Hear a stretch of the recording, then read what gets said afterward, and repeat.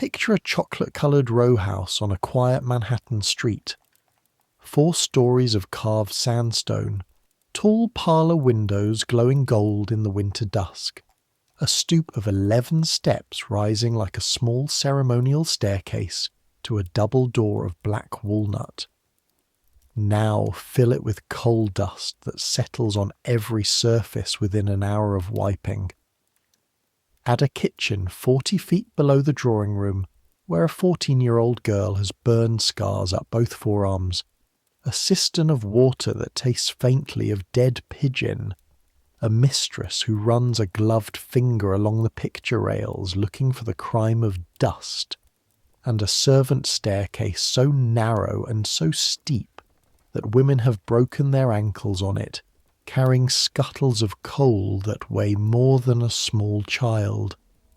That's a New York brownstone in the 1880s, the most respectable address in America, the most polished lie in America, a place where the family upstairs could host a dinner for 12 with terrapin soup and canvas-back duck, while directly beneath their feet, the people who made that dinner possible ate standing up in 90-degree heat out of the pot. We're going back there tonight, not as guests climbing the front stoop. Guests never see the real house. We're going in the way the house actually works, down the iron steps under the stoop, through the basement door into the dark. One day, one person, everything she would have seen, smelled, carried, scrubbed and survived. So, I make these history stories, and honestly I still don't know if anyone actually sleeps to them, or if you're all just lying in the dark, wide awake, quietly grateful that you've never had to black a coal stove at 5 a.m. with your bare hands. Either way, subscribe if you feel like it, get comfortable, and let your shoulders drop. Here we go. The pain arrives before you're fully awake enough to name it. Your right palm pressed flat against the iron door of the range because you slipped. Half a second, maybe less. You snatch the hand back and hold it against your apron and don't make a sound because it is 5:20 in the morning and the house above you is sleeping and a scream from the kitchen travels up the dumbwaiter shaft like smoke up a chimney. And a servant who wakes the family is a servant who gets spoken to. And a servant who gets spoken to twice in 1 month is a servant who gets replaced. There are girls stepping off the Castle Garden ferry every single day who would take your position before your trunk was down the stoop. So you press the burn against the cold, wet rag hanging on the nail by the sink, and you close your eyes and you breathe through it, and the pain sits down inside your hand like a coal settling in a grate, and you go back to work. Because the fire isn't lit yet. And if the fire isn't lit, there's no hot water. And if there's no hot water by 6:30, Mrs. Wheeler cannot have her tea, and Mr. Wheeler cannot have his shave, and the whole enormous machine of this house, a machine made of sandstone and mahogany and etiquette and coal, grinds to a halt. And when the machine halts, nobody blames the machine. They blame you. Your name is Bridget Sullivan. You're 17 years old. You've been in America for 2 years and 4 months, and you've been in this house. Number 12, East 36th Street between 5th Avenue and Madison, for 11 months. You are what the census taker wrote down last June as a domestic. What Mrs. Wheeler calls the kitchen maid. What the cook calls girl. What the family upstairs calls, when they need to call you anything at all, which is rarely Bridget, though the last girl was also called Bridget, and the one before her was called Mary, but answered to Bridget anyway, because it was easier for the family than learning a new name. There are so many Irish Bridgets in the brownstones of New York that the name has stopped being a name. It has become a job description. Back home in County Kerry, your mother said America would make you into a lady. She wasn't entirely wrong. You spend 14 hours a day inside one of the finest houses in the finest city in the Western Hemisphere. You just spend them on your knees. The kitchen you're standing in is below the level of the street. Through the high barred window over the sink, a window that looks out at boots, hooves and the iron fence of the areaway, you can see that the sky hasn't even started to grey yet. January dark. The kind of dark that has weight. The kitchen is the coldest it will be all day right now, and in 3 hours it will be the hottest room on the island of Manhattan, and you will live in both of those temperatures before most of the city has eaten breakfast. First, the range. It's a great black iron beast, 6 feet wide, a Fuller and Warren with 2 ovens and a water back, and it is your enemy and your master, and the actual beating heart of this entire house. And it has been sitting cold and sullen since you banked it at 11 last night. You kneel in front of it. The stone floor bites through your skirt into your kneecaps. You know exactly which flagstone has the crack in it. You avoid it without looking. You open the firebox and the smell rolls out at you. Cold ash, old iron, sulphur, a smell like the inside of a spent match. You rake the grate.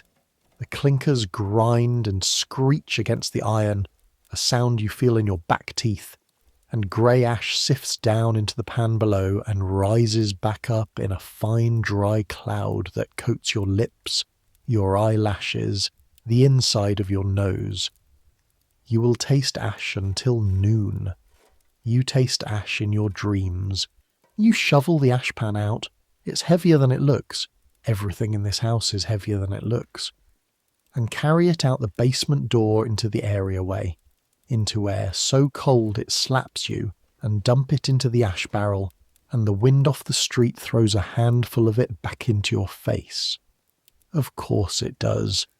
You stand there for 1 second, 1 single second in the dark, under the stoop, in the cold, with ash on your face and a burn on your palm, and above you the house rises 4 stories into the night, 40 rooms of sleeping warmth, and you are the only person in it who is awake.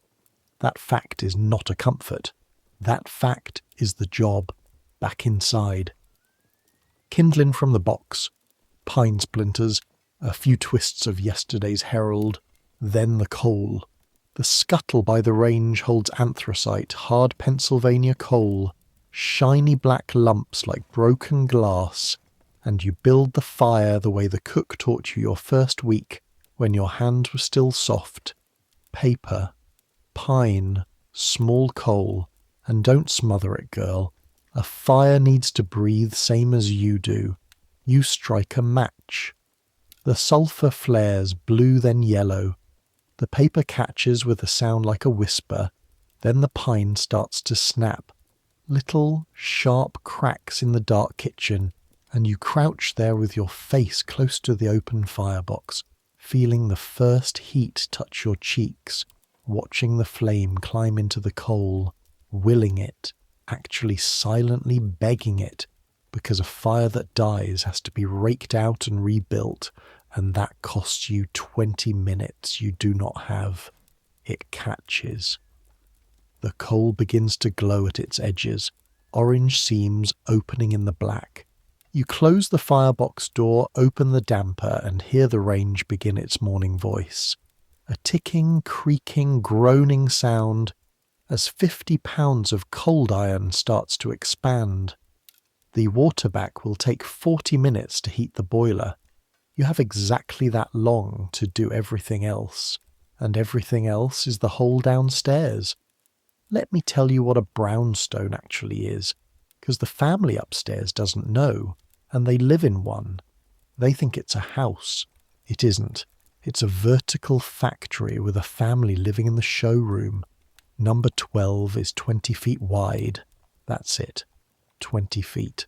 Every brownstone on this block is 20 feet wide, or 18 or 25 if the owner is very rich, standing shoulder to shoulder in an unbroken row like books on a shelf, each one 100 feet deep or less, each one 4 or 5 stories stacked on top of a basement, and the only windows are at the front and the back, which means the middle of every floor, the halls, the stairs, the dressing rooms, lives in a permanent brown dusk, even at noon, even in June. The brownstone itself isn't even structural. It's a skin. A 4-inch veneer of soft Connecticut sandstone laid over ordinary brick, chosen because it looks sombre and old and expensive, and it is already, in 1888, starting to flake and blister off in sheets whenever the frost gets into it, because it was quarried wet and laid wrong, and everyone in the building trade knows it, and nobody says so, because brown is what respectable looks like this decade, and respectable does not ask questions about its own skin. Inside, the house is sliced like a layer cake, and every layer is a rank. The basement, your world, holds the kitchen at the back, the laundry, the coal cellar under the sidewalk, and the servants' hall, which is a grand name for the room with the deal table where you eat. Above you, the parlor floor, the front and back parlours with their 12-foot ceilings, the sliding pocket doors, the pier mirrors, the marble mantles the family never lights fires in without you. Above that, the second floor, Mr. and Mrs. Wheeler's bedroom, her dressing room, the library. Above that, the children's floor, and above that, under the roof, the servants' rooms, where you sleep, which means that you live at the very bottom of the house and sleep at the very top of it, and everything you carry, cold, water, trays, slop pails, clean linen, dirty linen, travels the entire height of the building in your 2 hands, up and down a back staircase 2 feet 6 inches wide. You counted the steps once, your first month, when the numbers still seemed remarkable instead of just true. From the kitchen to the attic, 72 steps. On an ordinary day you climb the equivalent of that stair 30, 40 times.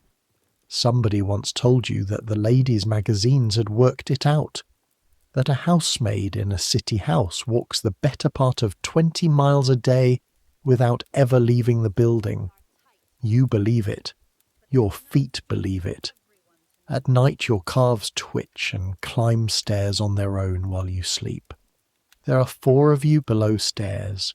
Mrs. Doyle, the cook, 51 years old, from Cork, 29 years in American kitchens, forearms like a stevedore and a knee that predicts rain. Ellen, the waitress, the parlour maid, 23, from Galway, pretty in the way the family likes their upstairs servants to be pretty, which is to say quietly, apologetically in a black dress. Old Thomas, who is the furnace man and useful man, who comes at 6 and leaves at 8 at night and lives somewhere in the 20s with a wife nobody has ever seen.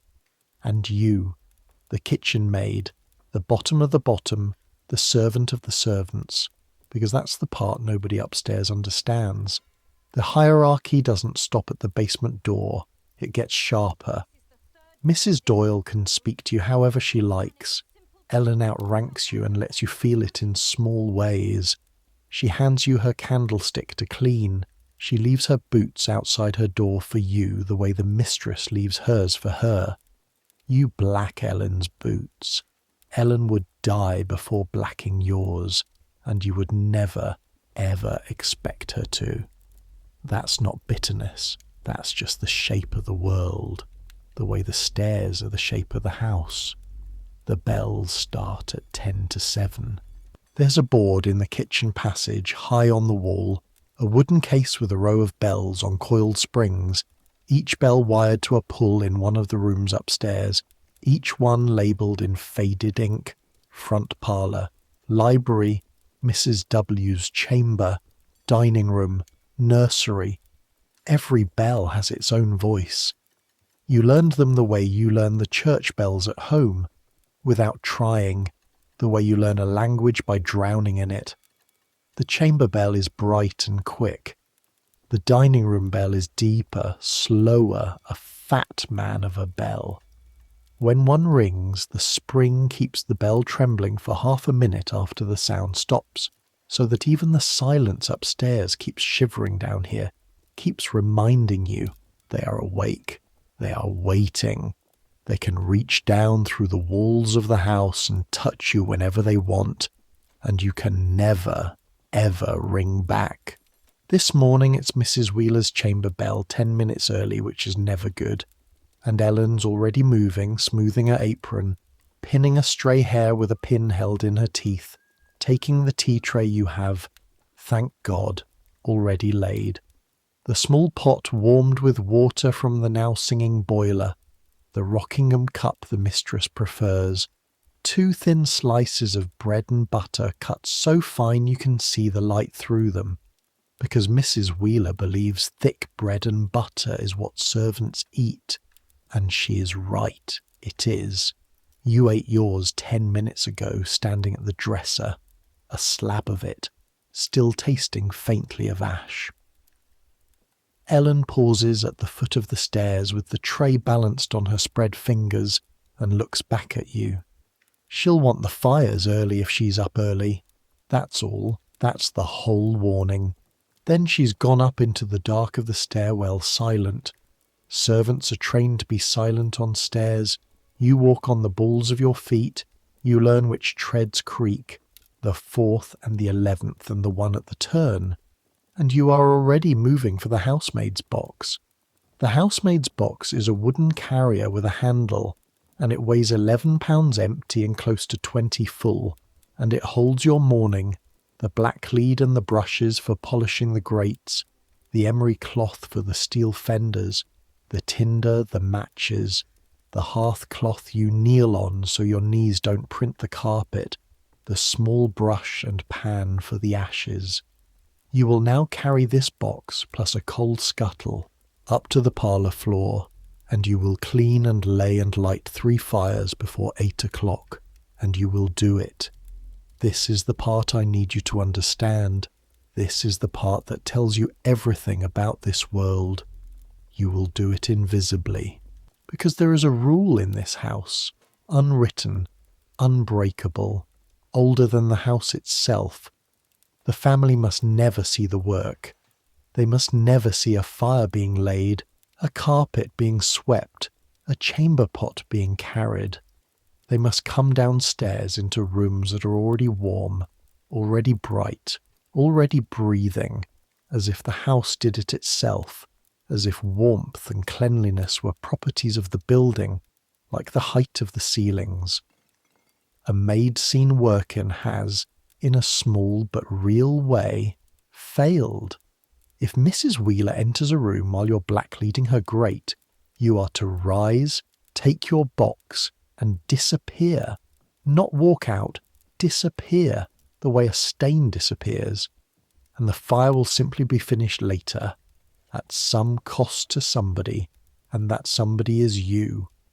You're paid $12 a month to keep a house alive without ever being seen doing it. Ghosts get paid less than anyone. That's the first rule. The parlour floor at 7 in the morning in January in the dark is a strange country. You come up the back stairs with the box in one hand and the scuttle in the other. £20 and £14. Your shoulders learned long ago to carry unevenly. Your spine has a permanent opinion about it, and you push through the baize door. Every brownstone has one. A door covered in green felt at the boundary between the servants' stair and the family's hall, and it swings both ways and closes without a sound, and it exists to swallow noise, to keep the clatter of your world from leaking into theirs. On your side of the baize door the walls are bare plaster and the stairs are bare wood. On their side the gaslight, turned down to a blue whisper for the night, glints off gilt picture frames and a hall stand carved with grapes, and the floor under your boots goes suddenly soft. Carpet, Turkish, you could sleep on it. You've knelt on it 400 mornings and never once walked its length just to feel it. The front parlour door is open. Inside, the furniture stands in the gloom under its night stillness. The rosewood square piano no one plays before evening. The etagere crowded with the things rich people collect to prove they've been places. A Dresden shepherdess, a lump of lava from Vesuvius, a photograph of Mrs. Wheeler's mother in a silver frame that you polish every Friday and have studied more closely than Mrs. Wheeler ever has. The air smells of yesterday, dead coal, lamp oil, the ghost of Mr. Wheeler's cigar, the dried-out sweetness of the hothouse roses on the centre table that are about to be your problem, because dropped petals count as dirt and dirt counts against you. You spread the hearth-cloth, you kneel, and you begin the single filthiest job in domestic service, which is also, by the logic of this world, the job given to the youngest girl in the house. Black-leading a grate goes like this. First the ash is out, gently ash flies, and flying ash in a parlour is a catastrophe measured in hours, raked into the pan covered with a damp cloth like a body, then the black-lead itself, a paste of graphite mixed in its pot smelling like a pencil factory in a thunderstorm. You paint it onto the cold iron with one brush. You let it haze dry. Then you polish it off with the second brush. Hard, fast, both hands, your whole back in it, until the iron stops being grey and starts being black, and then keeps going past black into something like dark water, a shine deep enough to hold the reflection of the windows. Your arms burn by the second minute. By the third, the burn on your palm from the range this morning is singing high and clear. The brush hisses against the iron, shh, shh, shh. The only sound in the room, in the house, on the street, and the graphite works itself into the creases of your knuckles and under your nails, and into the cracks of your winter-split fingertips where it will stay, faintly, forever. You could scrub your hands with sand and soda. You do every night, and a person who knew what to look for could still take your hand in good light and read your trade in it like a page. That's why you wear gloves to Mass. Every servant girl in New York wears gloves to Mass. The priest thinks it's piety. It's the hands, grate polished, fire laid, paper, kindling crosswise, coal built up in a hollow pyramid, because a fire is architecture. A fire is a small building that has to stand long enough to burn. You light it, watch the first flame take, set the fender, sweep the hearth, roll the cloth, then the room itself, fast, in the growing grey light. Shutters folded back into their boxes with the soft wooden thunder, curtains drawn, and then the carpet. You scatter used tea leaves over it, damp, wrung out, saved from yesterday's pots in a bowl in the kitchen for exactly this. Because the leaves catch the dust as you sweep, hold it down, keep it from rising and settling on everything you've already cleaned. The whole room ends up smelling faintly of tea and coal smoke. That, if you want to know, is the true smell of the 19th century's most elegant rooms.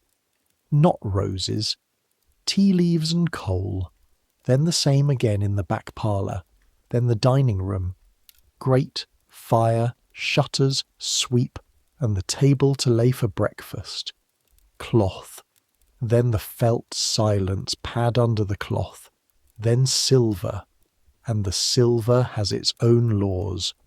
Forks exactly 1 inch from the table's edge, napkins folded in the bishop's mitre because Mrs. Wheeler saw it done at the Astors, and now it is done here, forever, every day, by you, who have never seen an Astor and fold a bishop into linen each morning before dawn, like a small daily prayer to a God you'll never meet. At 7:55 you hear Mr. Wheeler on the main stairs. The family uses the wide front staircase, mahogany rail, brass rods holding the carpet, a staircase you clean daily and use never. and you are through the baize door before his foot hits the last tread.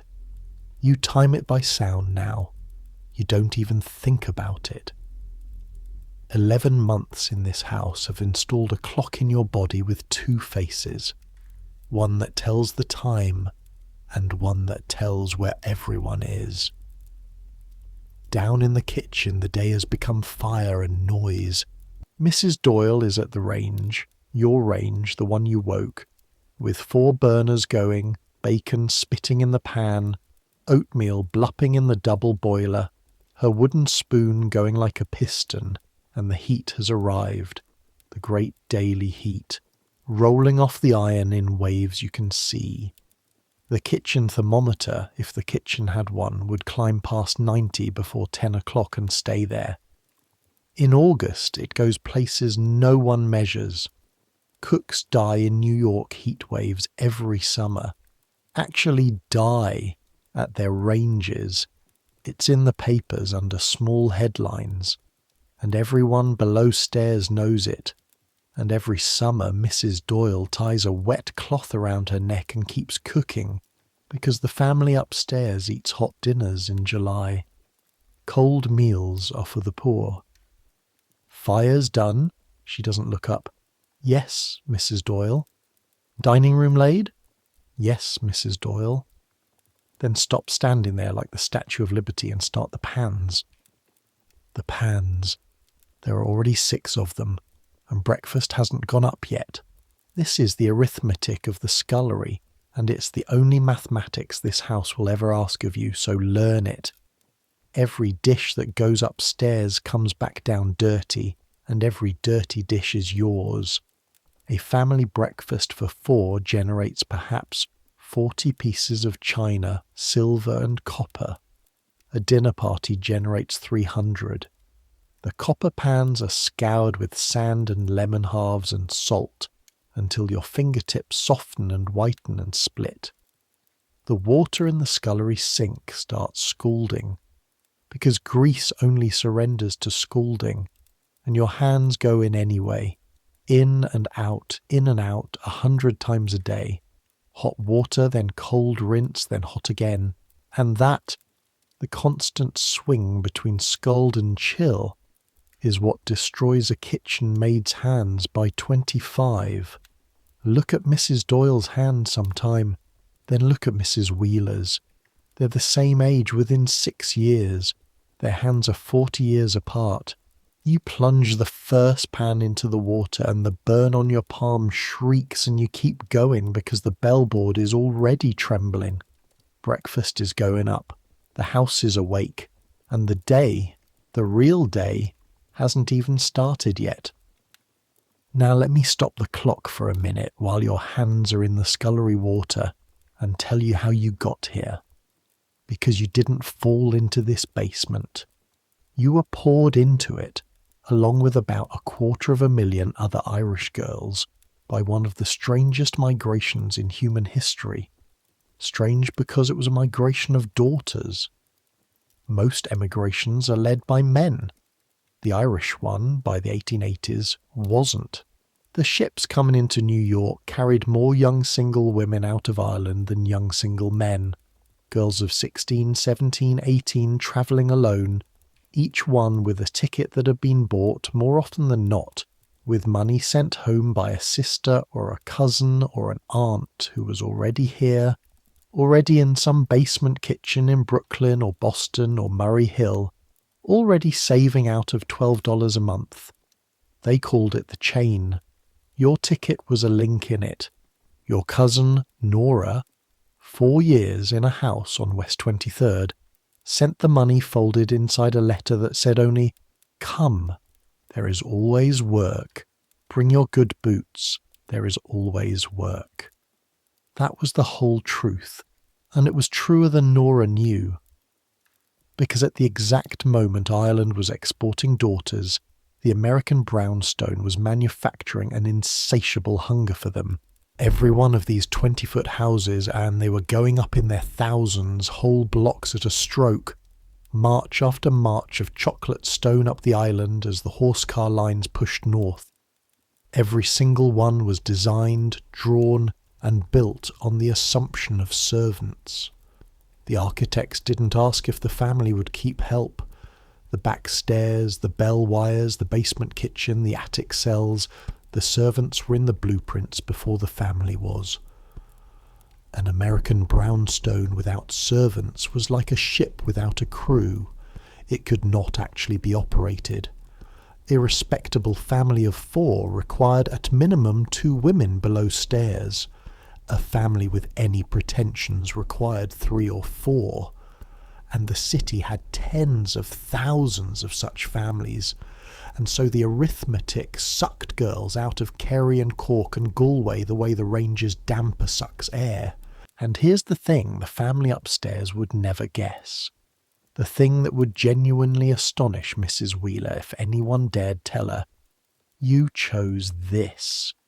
Not the way a lady chooses a hat, the way a general chooses ground. Because a girl in your position in New York in the 1880s had broadly 3 doors.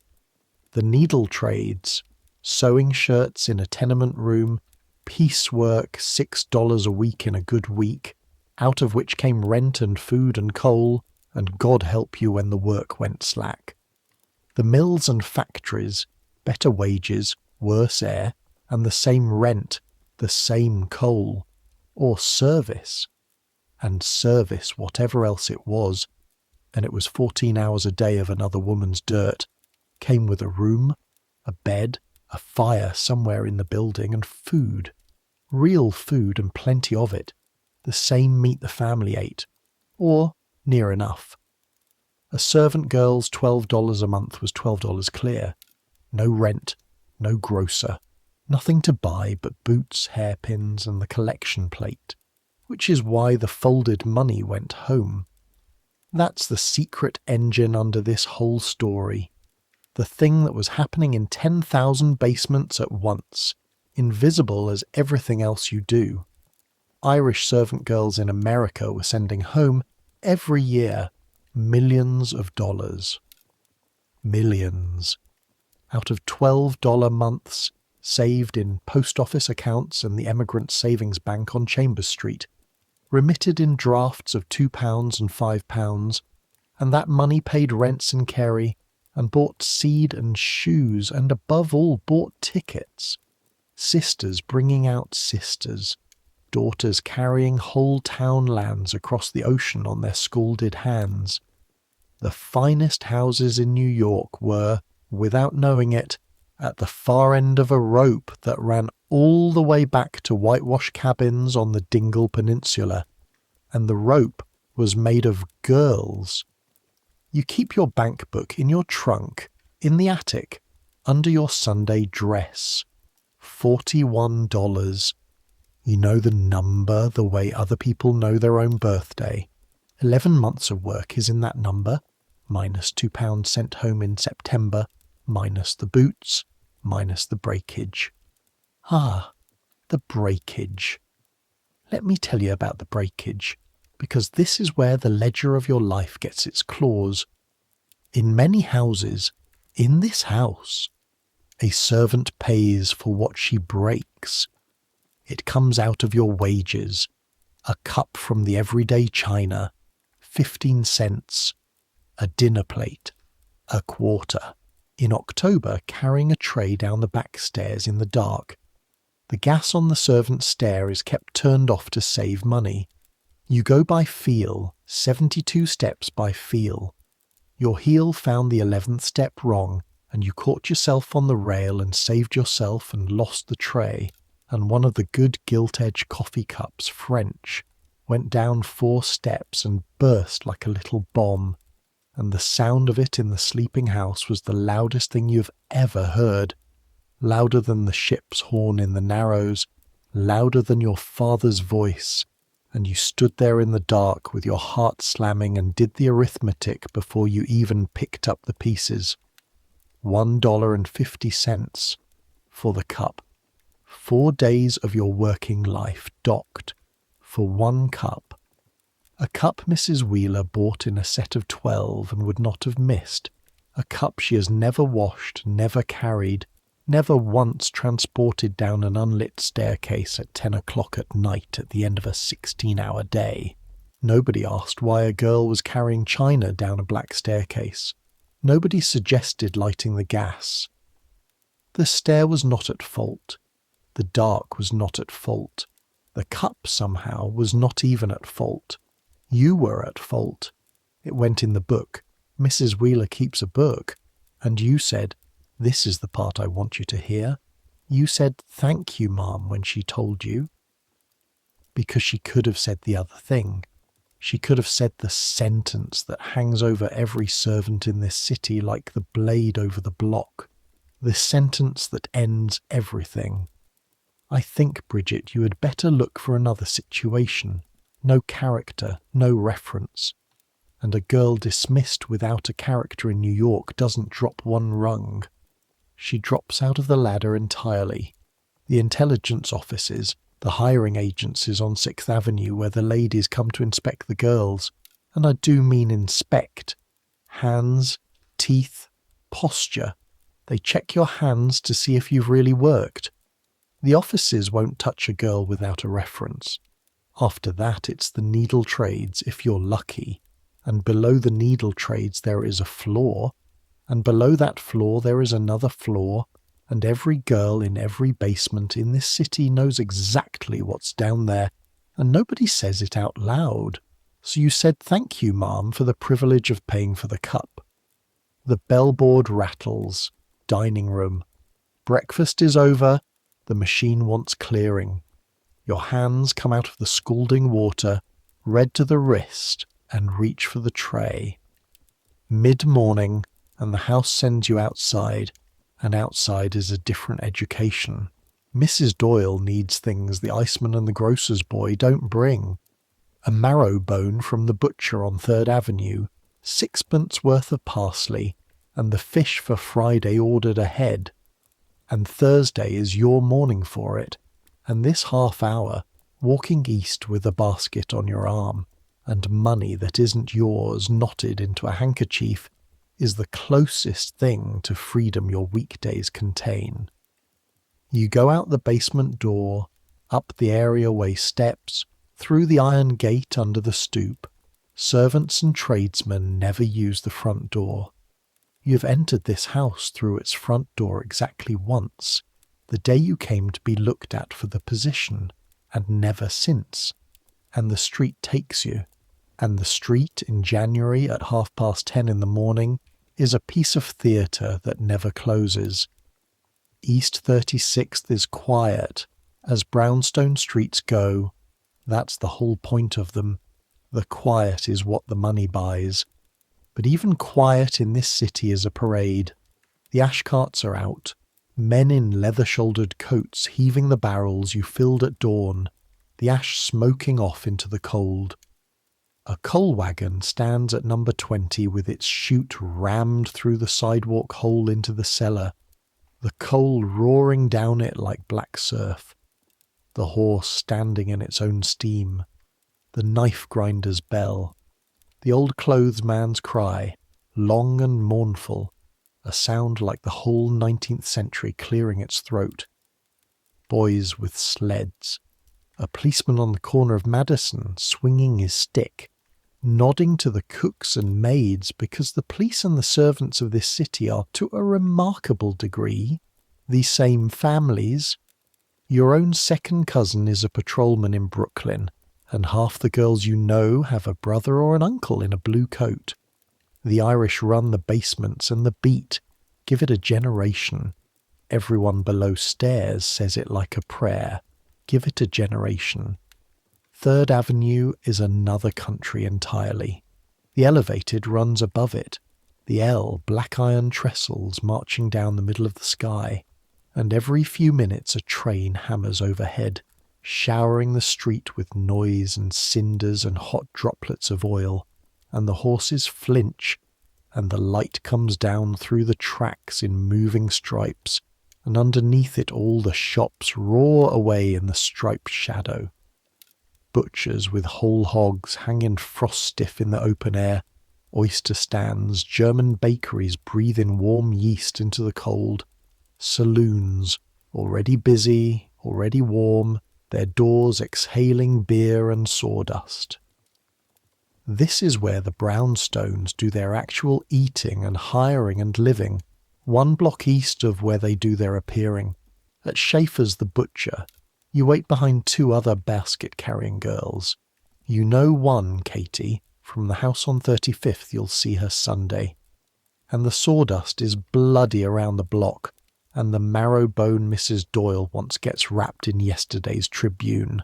And the butcher's boy, who is sweet on Katie, gives her a wink and gives you, because you're standing next to her, a sausage end, which you eat on the walk back, hot fat and pepper in the cold air, and it is, honestly, the best thing that will happen to you today, and you know it while it's happening, which is its own kind of wisdom.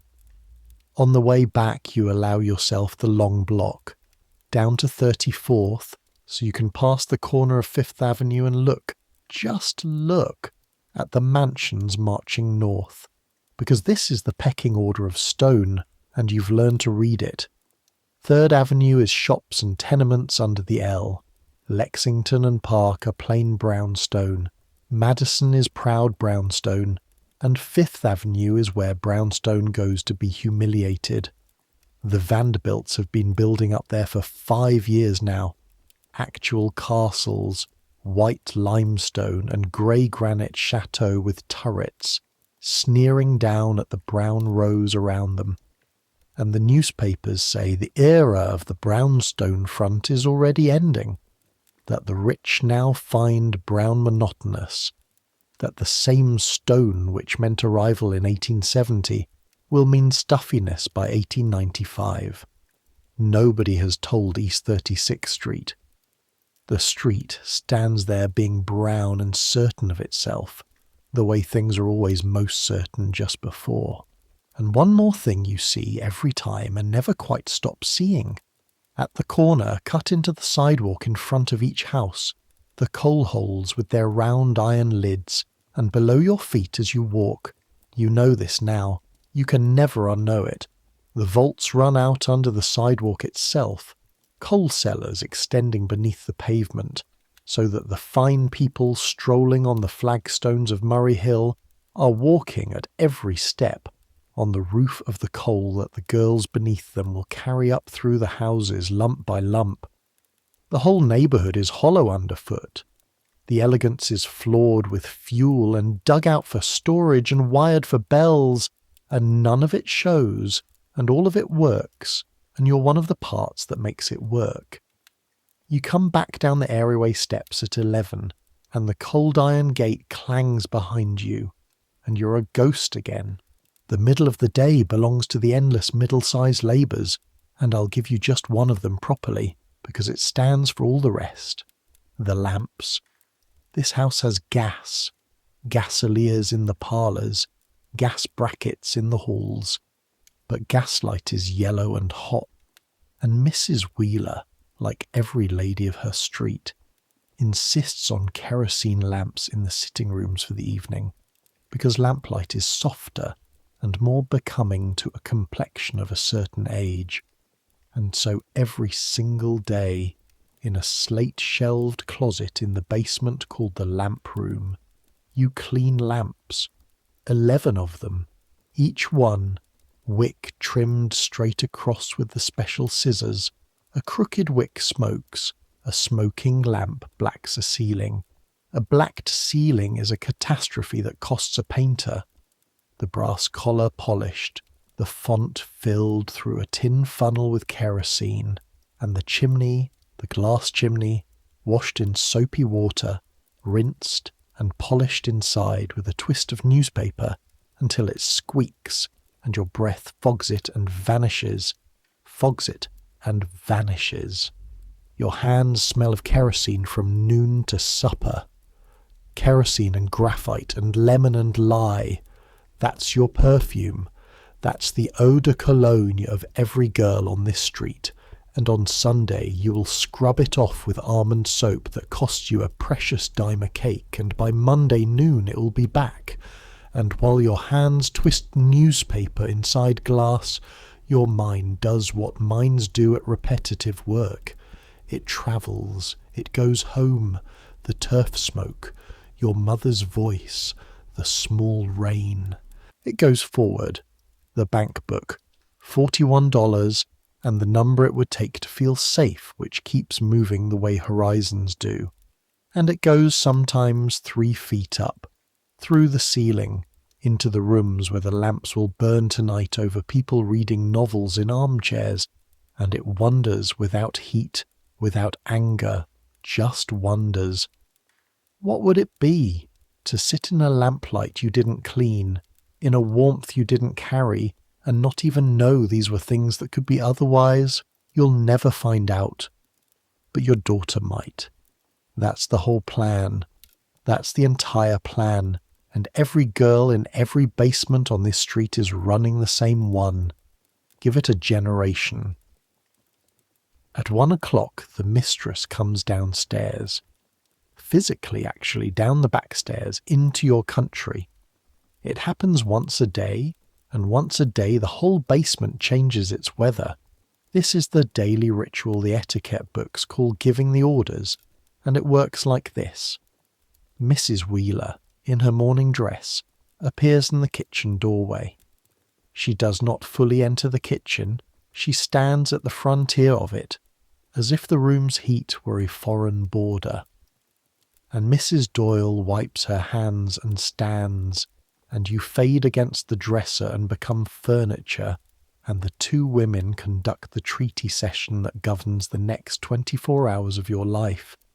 Dinner for Thursday, the fish for Friday. Whether the last leg of mutton was tough, it was not. The mistress's teeth are the variable nobody may name. And the store closet. Ah, the store closet. Here is a piece of the household statecraft the guests upstairs never see.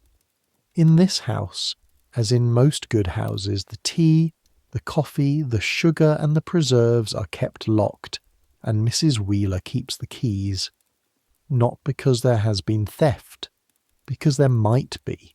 Because the entire relationship between the front of the house and the back of it is built on a foundation of pleasant, smiling, ironclad suspicion. The lady of the house doles out the week's tea and sugar to the cook with her own hands, a small ceremony of distrust, performed so smoothly, so cordially, that it has stopped looking like distrust to either of them. Mrs. Doyle, 29 years in service, receiver of doled sugar since before the war, holds out the canisters without expression. You watch from the dresser and understand, in the wordless way you understand most true things now, that this, the keys, is the actual architecture of the house, not the sandstone, the keys. And then, this particular Thursday, Mrs. Wheeler turns at the door, and her eye goes around the kitchen, the scoured table, the burnished coppers on their hooks, each one holding a small warped sun, and finds the one thing. There is always the one thing. Today it's the roller towel by the sink, which is grey at its centre, because it is 1 o'clock and the towel has dried 40 pairs of hands since dawn. Including hers is not a thought anyone will voice. And she says, not to you, about you, in your presence, in the flat, mild tone that is worse than shouting. The kitchen linen wants changing more often, Mrs. Doyle. I noticed it Tuesday as well. And Mrs. Doyle says, yes, ma'am, and the door of the back stairs closes with its felted hush. And Mrs. Doyle stands for a moment looking at the towel and then at you, and what passes between you is not anger and not quite grief. The towel was changed this morning. You changed it. It is grey because work is grey. But the towel cannot be defended because defending a towel means contradicting a mistress, and contradicting a mistress is the beginning of the end of a situation.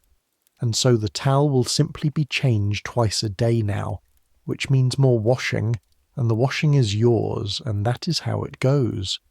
every remark that falls from the parlour floor lands in the basement as an hour. Words up there have no weight. By the time they reach the bottom of the house, they weigh pounds. "Well," says Mrs. Doyle, going back to her pastry, and it is a complete sentence. 29 years of service compressed into one syllable. Then, because she's not unkind, only worn smooth. "Get your dinner, girl, while it's hot." Dinner below stairs is at 1:30, after the family's luncheon goes up, and it is the best meal of your day and one of the best of your week. And this is a fact about service that the shirtwaist girls in the tenements would trade teeth for. You eat what the house eats. Today it's the cold end of Sunday's beef, hashed hot with onions and potatoes and bread and good butter and tea, strong dark orange tea, doled from the locked canister but doled generously, because whatever else this house withholds, it does not withhold food. You eat at the deal table in the servants' hall, the four of you, Thomas with his coat still on because the furnace cellar keeps his blood cold, Ellen picking at her plate the way she does. Ellen has a young man, a grocer's clerk on 2nd Avenue, and is in the season of being too full of the future to eat, and Mrs. Doyle telling, for perhaps the 40th time, the story of the house she cooked in on Washington Square, where the master ate a whole duck at a sitting and dropped dead at 51, God rest him, in the soup course, and there is laughter, actual laughter, low, so it doesn't climb the dumbwaiter shaft. For 25 minutes, the basement is not the bottom of anything. It's a kitchen in the middle of the day with fed people in it, and the range mutters, and the frost melts off the high window, and if happiness is too strong a word, ease is not. You get 25 minutes of ease. You take all of them. Then the bellboard shivers. Front door. Which means the afternoon has begun, and the afternoon is the strangest performance in the whole strange theatre of this street, the ritual of calls. Because here is what the ladies of the Brownstones do with the hours their servants buy them. Between 3 and 5 they visit one another, not to talk exactly, to be recorded. A carriage stops. A lady ascends the stoop. She presents a card, a small stiff card with her name engraved, and there is a whole grammar of these cards, corners turned down to say in person, husband's cards left in pairs, cards that mean condolence and cards that mean goodbye. And Ellen, in her afternoon black with the white apron exchanged for the frilled one, receives the card on a silver tray. On a tray, always, because a card must travel from gloved hand to gloved hand without ever touching a servant's actual skin. That's what the tray is for. The tray exists so that a piece of pasteboard can cross a class boundary without contamination. And Mrs. Wheeler is at home, or is not at home. Not at home being a fiction everyone maintains while she sits 12 feet away behind the parlour doors, and the fiction is not lying.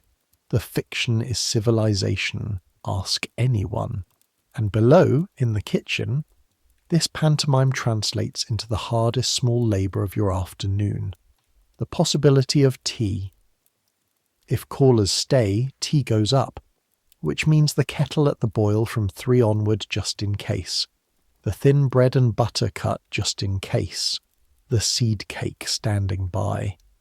You spend 2 hours every afternoon held at just in case, like a fireman at a station, and the bell rings or it doesn't, and whether 4 ladies took tea in the front parlour or nobody came at all, your arms were full either way. Today they come. You hear them overhead. This is the thing about a brownstone, 20 feet wide, wood-joisted. You hear everything. The house talks to you through its floors. Heels on the parlour carpet, the piano lid. A burst of laughter like spilled beads. 4 ladies. You send up the tray in the dumbwaiter, hand over hand on the rope.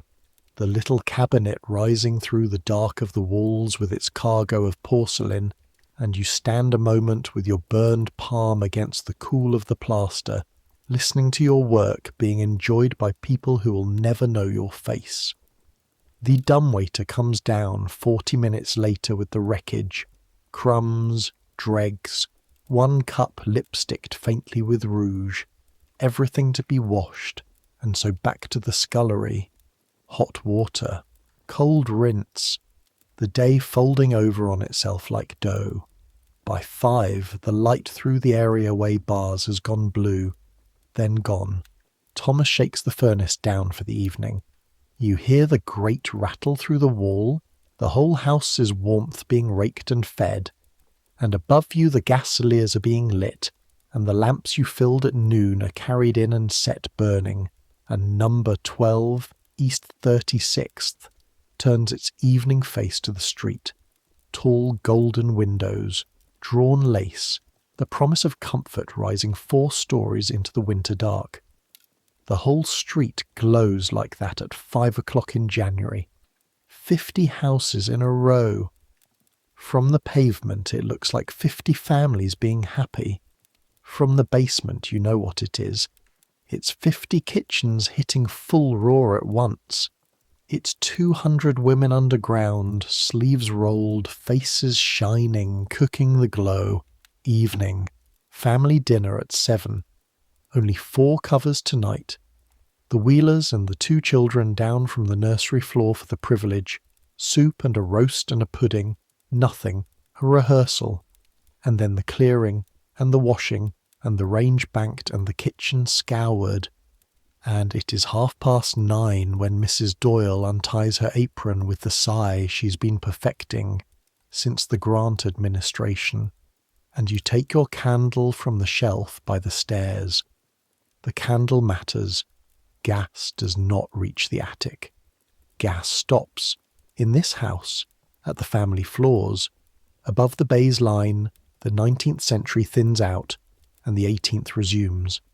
So you climb 72 steps, the last flight steeper and barer than all the others, treads worn into shallow spoons by 40 years of servants' boots. With a flame in your fist, your shadow swinging huge and slow around the stairwell, and you come out under the roof into the cold. Because that's the first fact of the servants' floor. It is not heated. The furnace that Thomas feeds all day sends its warmth up through registers to the parlours and the chambers, and the pipes do not run to the attic because warmth costs coal, and coal costs money, and nobody spends money on the top floor. In January, your room is perhaps 10 degrees warmer than the street. There is frost on the inside of the window most mornings, a fern forest of it, silver in the candlelight, genuinely beautiful, and you have hated beautiful things before breakfast because of it. The water in your washstand pitcher skins with ice. You have learned to sleep in your shawl, in your stockings, with your day's petticoat spread over the blanket for the extra weight, and Ellen, whose room is beside yours through a wall of single boards, has learned the same, and on the very worst nights of last winter you could hear her teeth. The room itself, 8 feet by 10, a iron bedstead, a straw and cotton mattress, a washstand, a row of nails behind the door for your clothes, your trunk, the trunk that crossed the ocean with the rope handles your father tied, and the window, small and square, set into the slope of the roof. That's all. No grate, no chair, no glass except a square of mirror the size of a prayer book. The walls are whitewashed and bare, and this too is policy. In many houses a servant may not put pictures up, may not drive a nail, because the room is not hers. Nothing in her life on 6 days of the week is hers. The room is a tool the house lends her between 11 at night and 5 in the morning, the way it lends her the housemaid's box. And yet, sit here a minute on the edge of the bed while your candle steadies, because this is also true. It is a room, It has a door, and the door has a bolt, and when the bolt slides, a small iron sound, snick, the most private sound in your day, everything on the other side of it stops being able to reach you. No bell rings up here. That's the mercy of the wiring. The bells stop at the kitchen. From 11 until 5 you cannot be summoned. Down every staircase of this city tonight, in 10,000 attic cells exactly like this one, 10,000 girls are sliding 10,000 bolts, and for 6 hours the great houses of New York go on standing there in the dark, warm and full of silver, entirely unattended. And no one has ever robbed a brownstone by simply understanding this, which tells you something about how tired everyone is. You set the candle on the washstand. You unhook your dress in the cold, fast hissing at it, and you wash. Face, neck, hands, the burned palm dressed with a smear of the lard and elder ointment Mrs. Doyle keeps for kitchen burns, an ointment older than medicine, and it works. Or at least it accompanies the healing sympathetically. Then, before bed, the true end of the day, the ritual, the trunk. You kneel. Your knees protest. Your knees have done nothing all day but be knelt on, and they know it. You lift the lid, and there under the Sunday dress is the flat cigar box, and in the cigar box the bank book. $41. The letter from your mother, October's, read to softness. A photograph, made at a gallery on the Bowery on your one extravagant afternoon last summer, of you and your cousin Nora, both of you rigid and shining and trying not to laugh, in your good dresses looking, this is the point, this is what the 50 cents was for, looking like ladies, like two young American ladies of leisure. The photograph went home in November's letter, a copy of it, and somewhere in Kerry tonight it is standing on a shelf above a turf fire being shown to neighbours, and in it you are not a kitchen maid. In it you have never carried a slop pail in your life. That photograph is not a lie. It's a promise. There's a difference, and the difference is what you fall asleep believing in. You blow out the candle, the dark comes down, and now the house speaks, the way it does every night, its whole vocabulary. The tick of the cooling range 4 floors below, travelling up the flue like a pulse. The knock of the steam pipe on the family floors, a warmth you can hear and not feel. Wind working at the roof slates a foot above your face. A horse car bell, blocks away, faint as a memory. And beneath everything so constant you only hear it when you listen, the low breathing hum of the city itself, 500,000 fires banked for the night. Tomorrow the range at 5:30. Tomorrow the grates, the stairs, the scalding sink, the bells. But that's tomorrow. Tonight there be a bolt on the door, and a weight of quilt and petticoat, and your own breath warming the small country under the blanket, and $41 in a cigar box, and sleep takes you between one bell that will not ring and another. Sunday, though, let me give you Sunday before we go on, because Sunday is the hinge your whole week swings on, and no one upstairs has any idea. Your legal portion of freedom agreed at hiring is this. Every Sunday afternoon after the dinner is served and cleared, call it 3 o'clock, until 10, and every other Thursday evening. That's it. That is the entire non-house portion of your life. 7 hours a week, plus a fortnightly evening. And what the ladies of the Brownstones say to each other about it over the tea you carry up is that the Irish girls are mad for their Sundays out, that they live for gadding, that no sooner is the roast cleared than they're up the areaway steps in their finery. And for once, the ladies of the Brownstones are absolutely right. Because on Sunday afternoon, Bridget Sullivan stops existing, and someone else comes up those iron steps into the daylight. It starts with the dress. All week you wear print cotton in the morning and dark stuff in the afternoon, aprons over both, and a cap. The cap, the little white badge of servitude that some girls in this city have actually quit good places over rather than wear, and the ladies write letters to the newspapers marvelling at the vanity of it. The vanity, as if a woman minding the one visible symbol that she has owned from collarbone to shoe, were a mystery.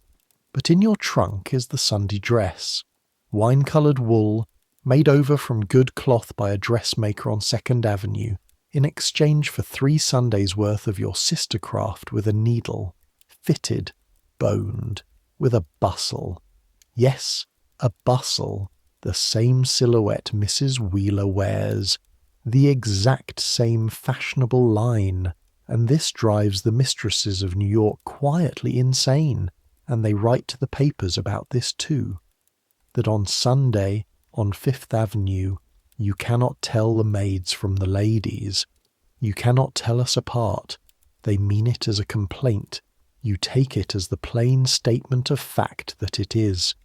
Hat, gloves, the gloves, over the graphite hands, and up the steps, and the gate clangs, and the street receives you, and for 7 hours the city belongs to you exactly as much as it belongs to anyone. Sunday runs like this. High Mass first. If it's your early Sunday, St. Gabriel's on East 37th, or down to St. Stephen's on 28th, which is so full of servant girls at the last Mass that the neighbourhood calls it, not unkindly, the Maid's Cathedral, 1,000 bonnets in the incense light, and the priest carry vowels coming down from the pulpit like weather from home. Then the visiting Nora's kitchen on West 23rd if her mistress is out, or the room Katie's aunt keeps on 2nd Avenue. Tea and soda bread and the passing around of letters. Everyone reads everyone's letters from home. A letter is common property, a letter is news from the front. And the passing around, too, of the other intelligence. The intelligence that actually governs your lives and appears in no newspaper. Which houses are hiring? Which mistress is a Tartar? Which house on Lexington lost 3 girls in a year and why? Where the wages have gone to $14. This is the servants' exchange, the real market, conducted over teapots in basement kitchens all over the island every Sunday afternoon, and it is more accurate than anything printed, and the ladies of the Brownstone suspect it exists and are correct. And then, if the weather serves, the promenade. And one Sunday in October, I want to give you this one because you will need it later, keep it in your pocket. One bright cold Sunday, you and Nora and Katie's brother Dan, who is a Brooklyn patrolman with his Sunday off, spent 10 cents each and walked the Brooklyn Bridge. It had been open 5 years by then, and you had seen it from the streets 100 times, the towers standing over the East River like something left behind by a bigger race of men. But seeing it and walking it are different verbs. You paid your penny at the stile, a penny to cross, the same as a newspaper, and went up the wooden promenade that runs above the carriageways, above the trains, the whole bridge humming under your boots like a live thing, because it is one. You could feel every cable car and every wagon on it arriving through your soles. The towers are granite, 276 feet, taller than anything else a person can stand on in this city, and between them the cables swoop down and up in curves so clean they look drawn rather than built, and the wind off the harbour came at you the way wind does when there is nothing left to slow it down. And at the centre span you stopped, all 4 of you, the way everyone stops, and you looked. Manhattan from the middle of the East River, from 130 feet up, on a clear October afternoon. The whole island lying there in the smoke-softened light. The spire of Trinity Church, which was the tallest thing in the city the year you arrived and will not be for much longer. The masts along South Street, a winter forest of them, ships from every water on earth, the ferries dragging their white wakes, and uptown, you looked for it.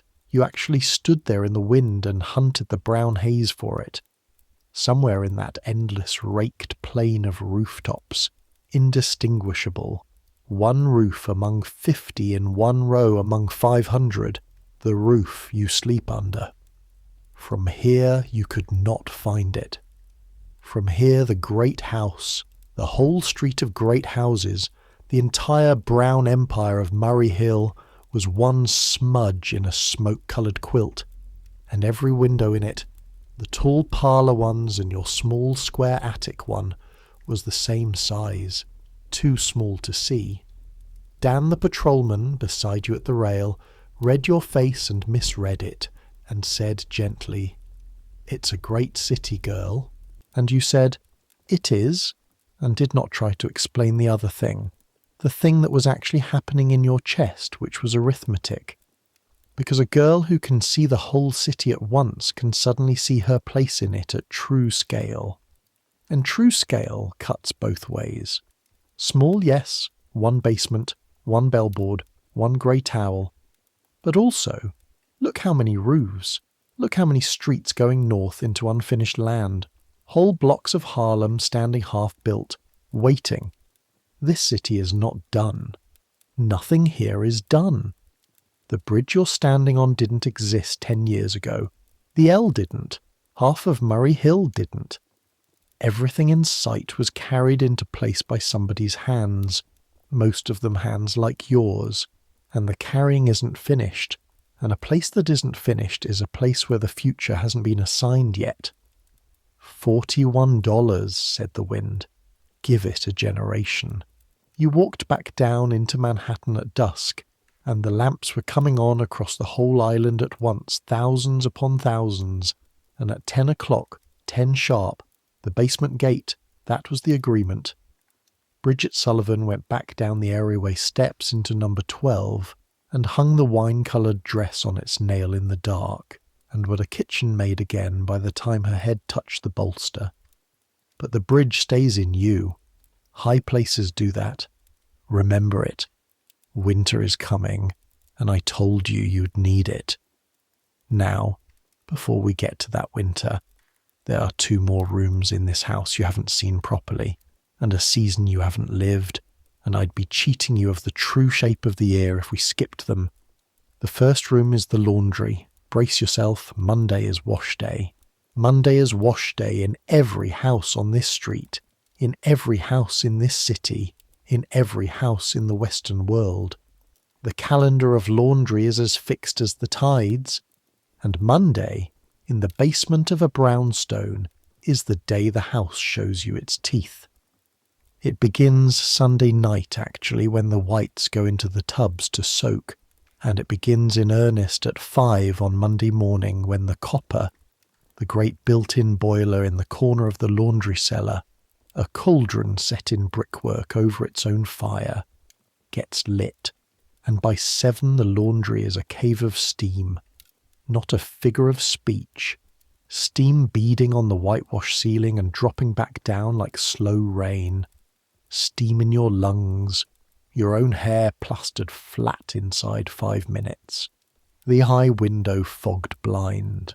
Into the copper go the sheets, the tablecloths, the shirts, Mr. Wheeler's shirts, 7 a week at minimum, more if he dines out, because a gentleman's linen is his character and his character is boiled by you, and they're stirred with the wash stick, a bleached pole heavy as an oar, and hauled up out of the boil steaming like something being born, and swung, scalding, streaming, weighing.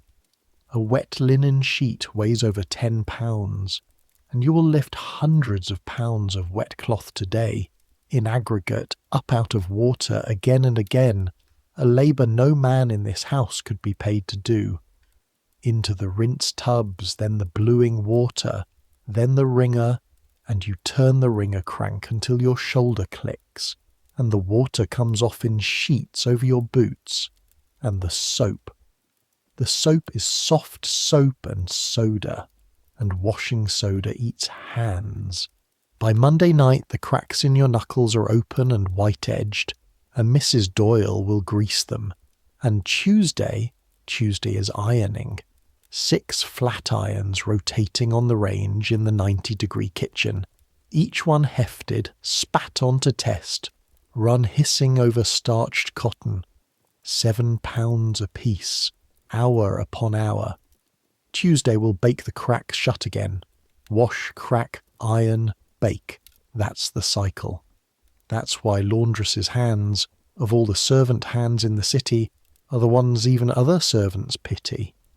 And upstairs, Monday evening, the family sits down to a cold supper without especially noticing it is cold, on linen that is blinding, under the settled conviction that cleanliness is a virtue. It is. It's just not their virtue. It's yours. It lives in your knuckles. The whole street steams on Mondays. You can see it from the sidewalk if you know to look. 50 basement gratings all breathing out soap fog together into the January air, the block quietly boiling from below like a shoreline of hot springs. The geology of respectability. Nobody looks. The second room is upstairs, and you only enter it when the house is performing, and the house is about to perform, because it is late January now, and Mrs. Wheeler is giving a dinner. Understand what a dinner means in a brownstone in the 1880s. Not a meal, a campaign. 12 at table. The absolute capacity of a 20-foot dining room, and the hostess who seats 14 in one is discussed. Invitations out a fortnight ahead, acceptances counted like votes, and then the week of mobilization below stairs. Because a household of 4 servants cannot produce a dinner of 8 courses for 12 people, nobody expects it to. What happens instead is the great hidden reinforcement system of this whole city. Extra hands are hired in. A waiter, a professional dinner waiter, coloured or German or Irish, who does 4 dinners a week in 4 different houses and knows the inside of half the pantries on Murray Hill, comes at 5 with his own white gloves. Extra dishes arrive from the caterer and the confectioner. The ices, the fancy pieces, the terrapin, if there is terrapin, borne down the areaway steps in tins.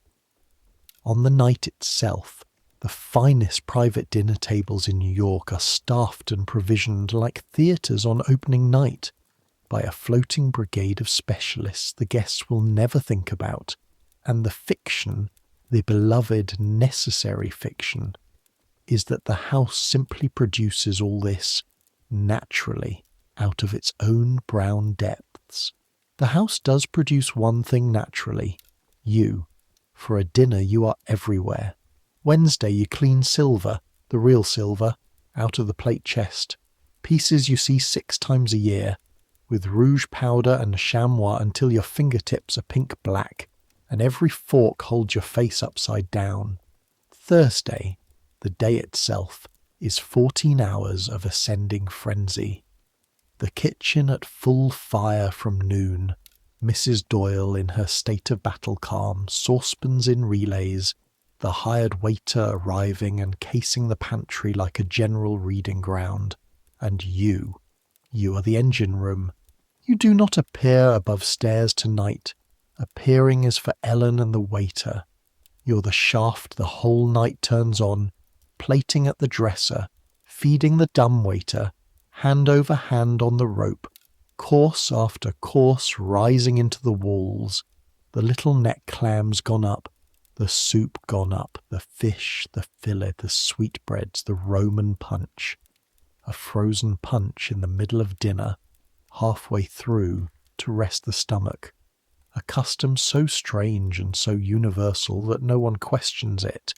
The canvas backs, the salad, the ices shaped like fruits, the coffee. 8 courses, 2 hours and a half, 300 pieces of china and glass and silver, and every single piece is coming back down that shaft to you, and you will be at the scullery sink until 1 in the morning, and the range must still be lit at 5:30. But here's the moment I actually brought you to this dinner for. It comes at about 9 o'clock. The dumbwaiter descends with the fish plates, and on the plates, this happens at every dinner, and you have never once gotten used to it, is food. Not scraps. Food. Half a filly of striped baize in a lake of hollandaise, barely disturbed because the lady who was served it is wearing a corset laced for evening, and ate 3 forkfuls, a little cutlet with its paper frill untouched, because the gentleman was talking. In the dining room directly overhead, by candlelight, 12 people are delicately declining to eat one of the finest meals in America as manners require.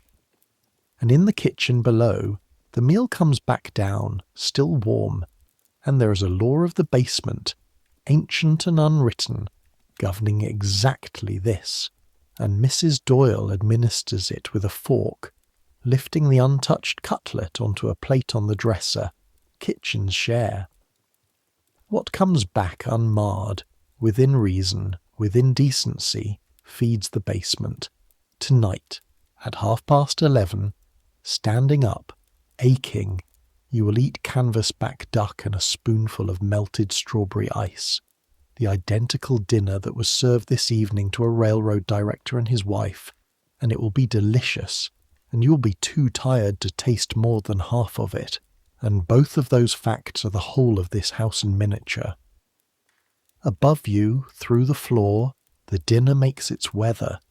The surf sound of talk, the tide of laughter, the scrape of chairs when the ladies withdraw and leave the gentlemen to cigars, the piano later, thin and pretty. You know this party the way a stoker knows a voyage, entirely by vibration from below the waterline. At 1 in the morning you climb the 72 steps with your candle. Your feet on the stairs are somebody else's feet. The bolt slides. Snick. 4.5 hours later, the range. And then the year turns, and the seasons run their circuit, and let me run them for you quickly, the way they actually ran. Because a year in service is a wheel, and you're the axle grease. Spring brings the horror the whole calendar bends around. Spring cleaning, the first 2 weeks of May, when every brownstone in New York simultaneously turns itself inside out. Carpets taken up whole, hauled to the yard, beaten with rattan beaters until the dust comes off them in fog banks and your arms die twice. Every curtain down, every picture off its wire. The winter's coal grime washed from every painted surface with ammonia and elbow. The furnace let die at last. Moths declared war upon, and the mistresses of the city in a shared fortnight of ecstatic domestic tyranny, and the servants of the city in a shared fortnight of something for which the English language keeps no polite word. Summer empties the street. The Wheelers, like everyone of their kind, leave for 6 weeks. The Jersey Shore, this family. Grander streets go to Newport, and the house is put into brown Holland shrouds, chandeliers bagged like heads, and you and Mrs. Doyle keep a strange, slow, echoing ghost ship of a house, on board wages, and the kitchen in August still hits 90 with only the small fire, and yet those weeks are the nearest thing to peace the year contains. Nobody rings. Autumn brings the family back, the shrouds off, the furnace lit, the whole machine spun up to speed again, coal wagons roaring down every chute on the street, the city inhaling for winter. And winter. This winter, the winter of 1887 into 1888, comes in hard and stays. A cold January, a colder February, the airway ice that never quite melts. Thomas's furnace eating coal like a locomotive, chilblains on your toes, itching like sin every time you go from the freezing laundry to the roasting kitchen. The frost ferns permanent on the attic glass now, thickening by the week. And then it is Saturday, the 10th of March, 1888, and the weather turns strange. Warm, genuinely warm. The mercury up near 50, the gutters running, the street smelling suddenly of wet earth and horse and spring, and everyone says it and everyone believes it. Winter's broken. The Sunday papers agree. The Weather Bureau's indications, printed in the corner of the page, promise nothing worse than fair weather, followed by rain. Sunday the 11th is your Sunday out, and it rains, soft and mild, and you walk to Nora's under a borrowed umbrella through streets loud with meltwater, and the two of you drink tea and plan an Easter excursion, and you're back down the areaway steps at 10, and the rain on the iron gate is just rain. You bolt your door, you sleep, and while you sleep, out over the Atlantic 2 storms are finding each other in the dark.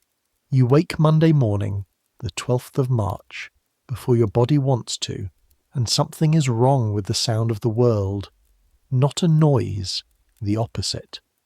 The city's night voice, the horse-car bells, the far whistles, the general lung sound of 500,000 sleepers, is gone, erased, and in its place there is only one thing: wind. Wind not gusting but leaning, a single continuous shouldering pressure against the whole house, the roof slates chattering a foot above your face like teeth, and under the wind a hiss, dry and vast, the sound of something being thrown against the windows by the ton. You scratch a porthole in the frost fern with your thumbnail and put your eye to it, and there is nothing there. Not darkness. You know darkness. Nothing. A grey-white nothing. Alive. Streaming sideways. The window is on the 4th floor. You're looking at snow that is passing the 4th floor horizontally. Downstairs. The 72 steps colder than they have ever been. The candle flame lying flat sideways in drafts that have found seams in the house you never knew existed. The kitchen tells you the rest. The high window over the sink, the one that looks out at boots and hooves, is black. Not night black. Packed black. The areaway, the sunken forecourt outside the basement door, has filled with snow to above the window's head, and the basement of number 12 East 36th Street is, as of some hour of this night, buried. You stand there with your candle, 17 years old, alone in the bottom of a buried house, and the burn scar on your palm aches in the cold, and you do the thing you always do, the only thing there ever is to do. You light the range, and the range fights you. The wind has turned the chimneys of New York into organ pipes. The flue gasps and huffs. Smoke licks back into your face twice, 3 times, until you get the damper coaxed to the one angle the storm will tolerate, and the coal catches at last, and the iron begins its ticking, and that small ordinary sound, the house's heart starting, is on this particular morning an act of defiance, though you don't have a word for that yet. You just have the kettle. By 6 Mrs. Doyle is down, shawled like a chess bishop, and takes one look at the black window and says quietly, in the voice she saves for actual events, "Mother of God." By 6:30 Thomas has not come. Thomas has come at 6 every weekday morning for 9 years. By 7 the two of you have forced the basement door against the drift. It opens inward, thank the man who hung it, and you have seen the areaway steps, gone. A smooth white ramp to street level, and above it the street itself. And the street is the thing you will be describing for the rest of your life. There is no street. There is a canyon of stalled whiteness under a sky the colour of dishwater, and through it the snow is not falling. Nothing is falling. Everything is travelling horizontally at speeds that make it solid, a white sandblast that takes your breath the instant you face into it, actually takes it, slaps the air back down your throat. The drift against the row opposite reaches the parlour windows. A horse car stands abandoned mid-block, snow packed to its roof on the windward side, its horses gone, its tracks, the tracks themselves, the iron facts of the city, vanished.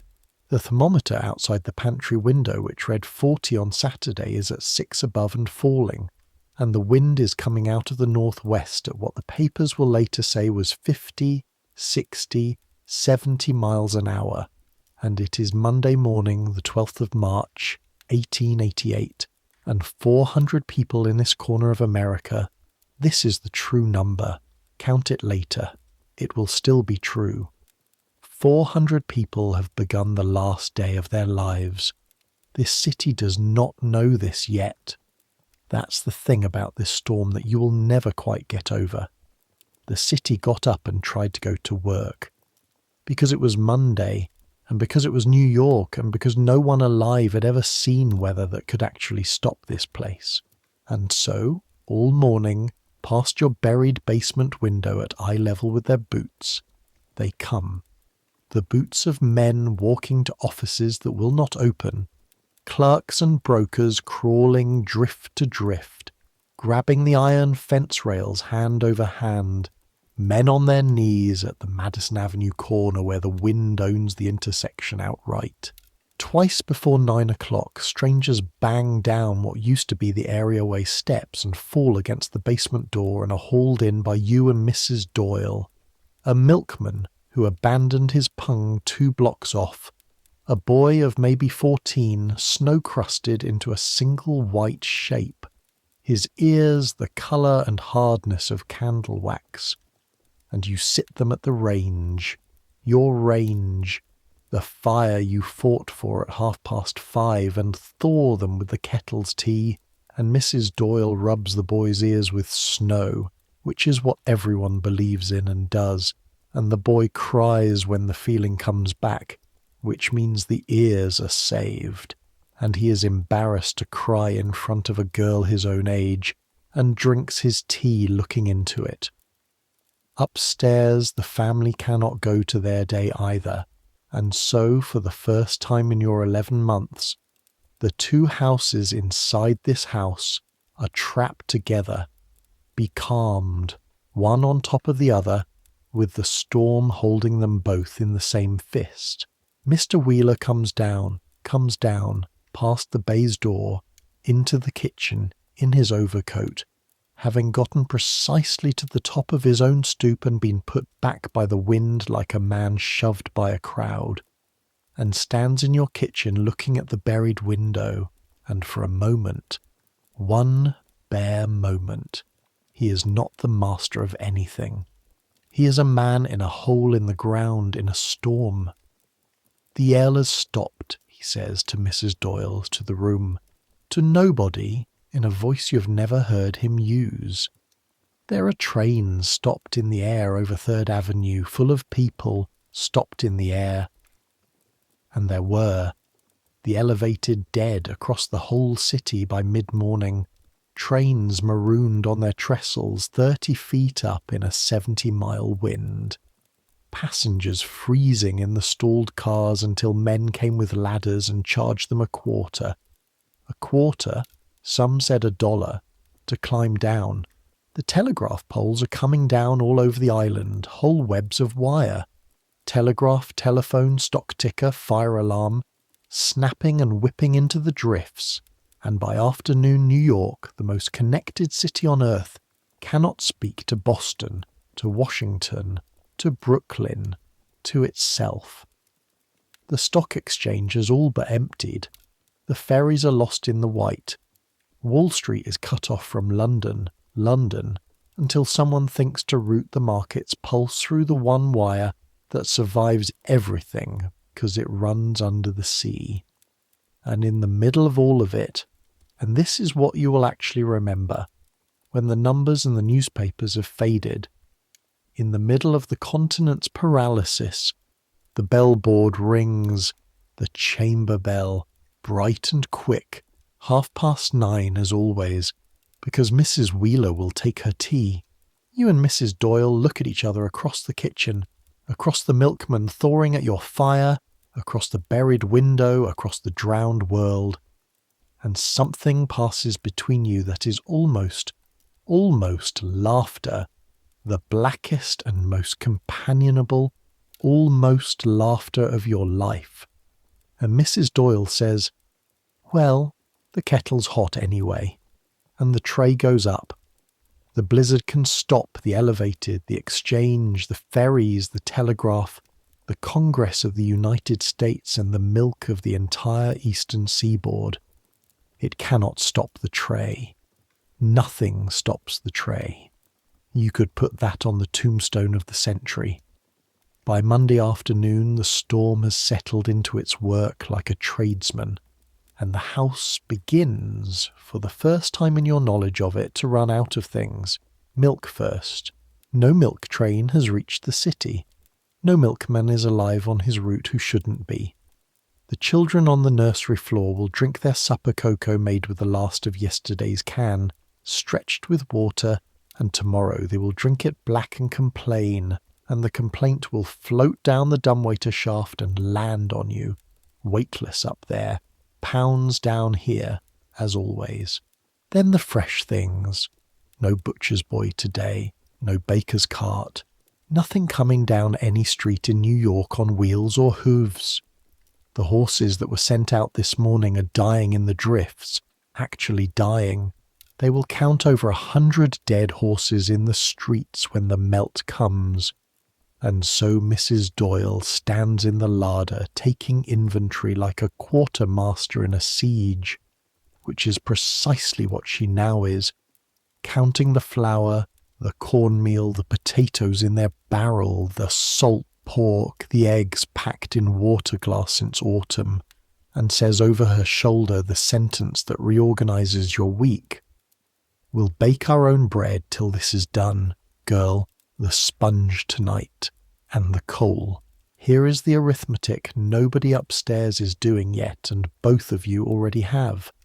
The furnace and the range together, in cold like this, with the wind ripping heat out of the house's brown skin faster than the flues can make it, are eating better than 400 pounds of coal a day."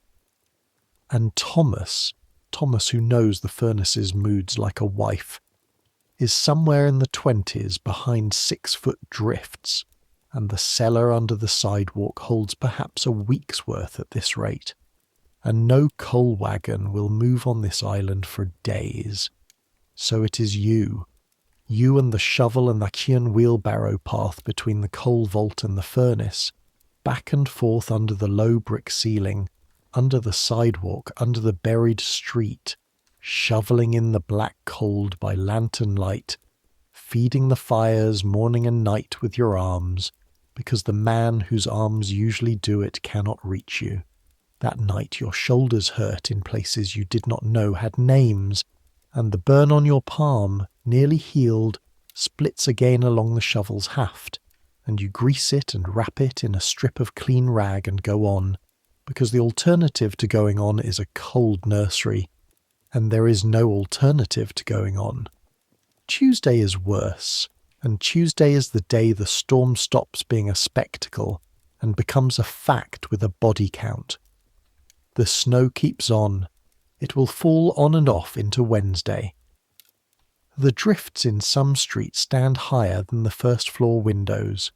The city is white, the second story in places, carved by the wind into dunes with knife-crest edges, beautiful, genuinely beautiful, in the way that things which have stopped caring about you are beautiful. And the news begins to arrive the only way news can now travel. On foot, mouth to mouth, kitchen to kitchen. The policeman from the Madison corner, blue-lipped, taking his mug of your tea standing in the areaway door because regulations won't let him come in and cold won't let him refuse. They are finding people in the drifts.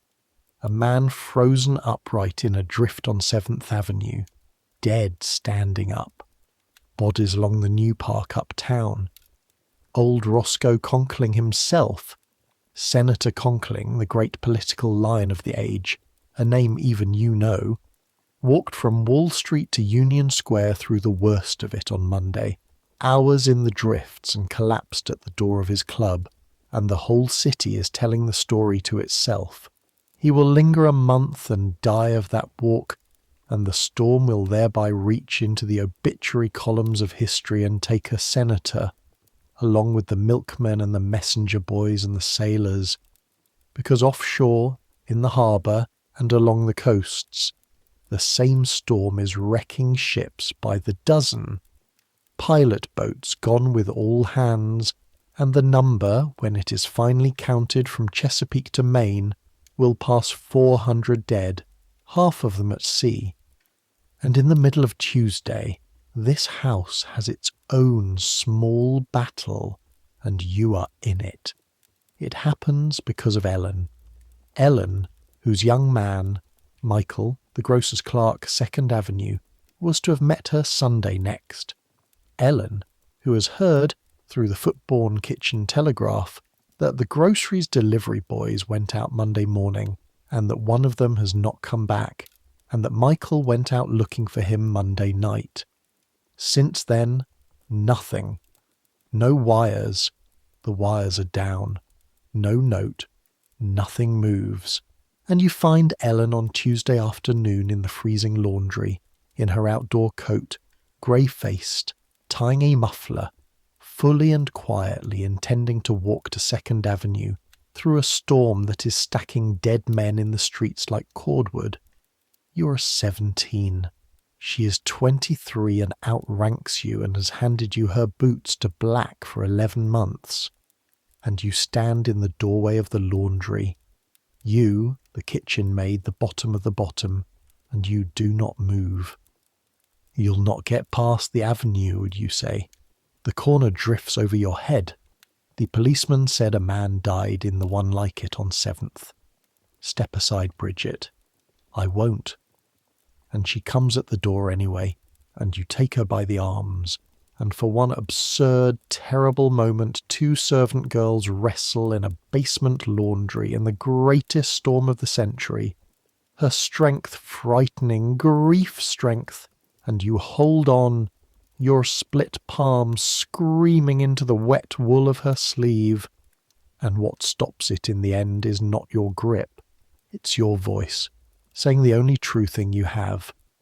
If he's alive, he's warm somewhere, and your dying won't warm him, and if he's not, and you don't finish it and don't have to, and Ellen sits down on the ringer bench all at once like a dropped coat, and cries the way people cry when they've been holding the house up with their face all day, and you sit beside her in the cold with your arm around her and your heart going like a rabbit, and above your heads, faint through the joists, the piano. One of the children picking out a tune, the 2 houses inside this house 3 feet of pine and plaster apart on different planets. Michael, you will learn Thursday, spent the storm in the back room of the grocery with the stove and the account book safe as a stamp, and had no more means of sending word than a man on the moon. The delivery boy was found Tuesday in a drift on 29th Street. 4 doors from the address on his last parcel. He was 13. His name gets 1 line in the papers, in the long lists, the lists that run for columns. And this, you understand now, is what those columns are. Every line a kitchen somewhere, a bell board, a Sunday out that will never be kept. Wednesday the snow stops. The sky goes an innocent, brilliant, criminal blue, and the sun comes out over a city lying stunned in its white rubble, and the great digging begins. Thousands of men with shovels, hired at street corners, cutting canyons and tunnels, actual tunnels with signs over them, through drifts turned hard as statuary, boys selling passage over the drift mountains at a penny a crossing, the Brooklyn Bridge instinct alive in every generation. The L moves. The milk comes back Thursday. Thomas appears Thursday noon, having walked from the 20s, and inspects your week of furnace keeping in silence, poking the fire, reading the ash, and delivers the verdict. Kept it well, girl, which is 3 words, and which you will be warmed by, on and off, for approximately the rest of your life.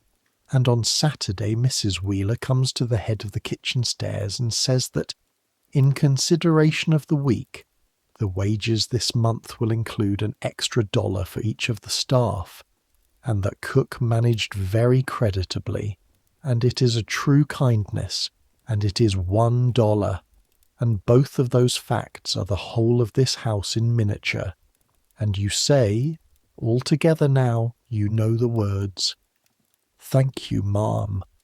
$42. Then, with the March wages, 54. The city melts, floods its own gutters knee-deep, dries, forgets. This city can forget anything. It's the secret of its speed. And the men downtown who spent the week cut off from their own stock ticker begin saying to each other in the papers that the wires must go underground, that a great city cannot hang its nervous system in the sky for the weather to harvest, and within years the poles will start coming down all over Manhattan, and the wires will be buried, and people will say, "The blizzard of '88 built that," and they'll be right. Even the storm gets put to work here.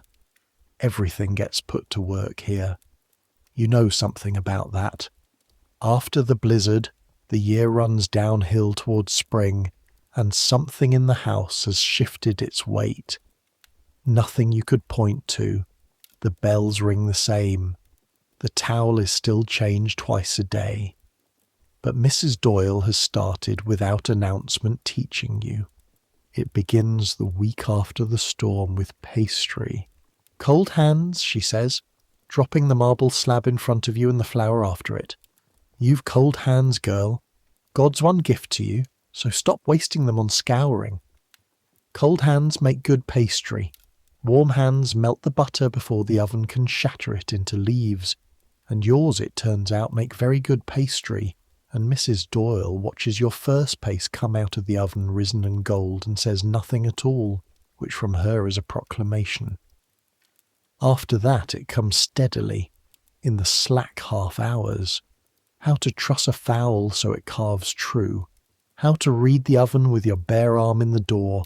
This is a bread heat, feel it. Count how long you can hold. Count of 8 is pastry. Count of 12 is bread. Learn your own arm. How to clarify stock with an eggshell. How to season by smell before you ever taste. How to make the white sauce that is the mother of 40 dishes. She's not being kind, or not only. She's doing what every cook of her generation does with the last strong girl of her 50s. She is building her successor because a cook is the aristocracy of the basement. A cook in a good house makes $25 a month, near double a housemaid, and commands her kitchen like a captain, and is called Mrs., whether or not any Mr. ever existed, an honorific of rank like Colonel, and the road from kitchen maid to cook is the one true ladder in this buried world, and Mrs. Doyle is standing at the top of it reaching down. "You've the makings," she says once, exactly once in June, over a dish of your peas. Then, don't let it swell your head, scour the coppers. And so the summer goes, the family away at the shore, the shrouded rooms, the slow ghost ship weeks. And this year they are not empty weeks, because the quiet kitchen becomes a schoolroom, and you fill your copybook, the one from the trunk, with receipts in your careful hand. Mrs. Doyle's soda bread, her way with a fish, the dinner party timings, written out like battle orders, $54 becomes $61. The photograph goes on standing on its shelf in Kerry. Your mother's letters ask, as they always ask, when you'll come home, and you answer, as you always answer, around the question because the true answer has been growing in you all year, and it is never, and it is not a sad answer, and there is no way to write that, so it doesn't read like one. And in September, Ellen marries her Michael. A Tuesday morning wedding at St. Gabriel's. Servants marry on weekday mornings between the range and the bells. The church fits it in, and Mrs. Wheeler gives Ellen a dress length of grey silk and the morning off, and means both generously, and by Thursday there is a new parlour maid, a Swedish girl named Hulda with 4 words of English, and the machine closes over Ellen's place like water. But here is the thing about Ellen's wedding. The thing you carry up the areaway steps that Tuesday and never put down. Ellen leaving service to marry a grocer's clerk is not a fall and not an escape. It is the plan working. It is the whole silent plan of 10,000 basements working. A girl comes over at 18 with rope handles on her trunk. She serves 8-10 years. She banks her wages. She marries a clerk, a policeman, a foreman. She rents a flat with her own key and buys a stove with her own money and raises children who will speak with New York vowels and be ashamed of her accent and become teachers and typists and patrolmen and priests. And one of them, some Sunday in the next century, will drive his mother in a motor car past a certain brownstone block, and she will look up at the parlour windows and say nothing whatsoever, and that silence, that precise silence, is what you're shoveling coal for. Ellen at the altar rail in her grey silk, 24 years old, hands folded, hands you've seen raw from soda, is not leaving the story. She's the ending it's been aiming at all along. You stand at the back of the church with Mrs. Doyle and cry a little, the good kind, and are back at the range by noon, and the range doesn't care, and there's a comfort in that too, honestly. There's a comfort in a thing that just burns. Autumn again then. The furnace lit, the coal wagons roaring down the chutes, the whole brown street inhaling for winter, 1 year to the week since we began. And now you know the house, don't you? Now when I say the house, you don't see the stoop and the walnut doors. You see the whole organism, the coal vault under the sidewalk feeding the furnace, feeding the registers, feeding the warmth that rises past the sleeping family into the cold attic, where the girls who carry the coal lie under their petticoats, the cistern and the boiler and the bells on their coiled springs, the baize door swallowing sound, the dumbwaiter rising through the dark of the walls with its little freight of porcelain, and the tea leaves on the carpets, and the graphite in the knuckles, and the locked canisters, and the trays, and the book where the broken cups are written down, and the bank books in the trunks upstairs where the other numbers are written down, the numbers nobody upstairs will ever see. 2 ledgers, 1 house, theirs and yours. And 100 years from now, when the family's ledger has scattered into archives and estate sales, it's yours that will turn out to have been the important one, because the descendants of the parlour will be roughly where the parlour was, but the descendants of the basement will be everywhere, will be the mayors and the monsignors and the union presidents and the police commissioners of this city, and the city will eventually understand, long after it can no longer thank anyone, that its favourite story about itself, the one about starting from nothing, was true all along and was mostly true about its servant girls. But that's the far future, and you can't see it. And anyway, the bell is ringing. It's a November evening now. Dinner is cleared. The kitchen is scoured. The coppers hung, each one holding its small warped image of the lamp. Mrs. Doyle has gone up. Hulda has gone up, murmuring her Swedish prayers on the stairs, a sound you've grown fond of without understanding a word. You bank the range last of all, your range. Funny how long it's been your range.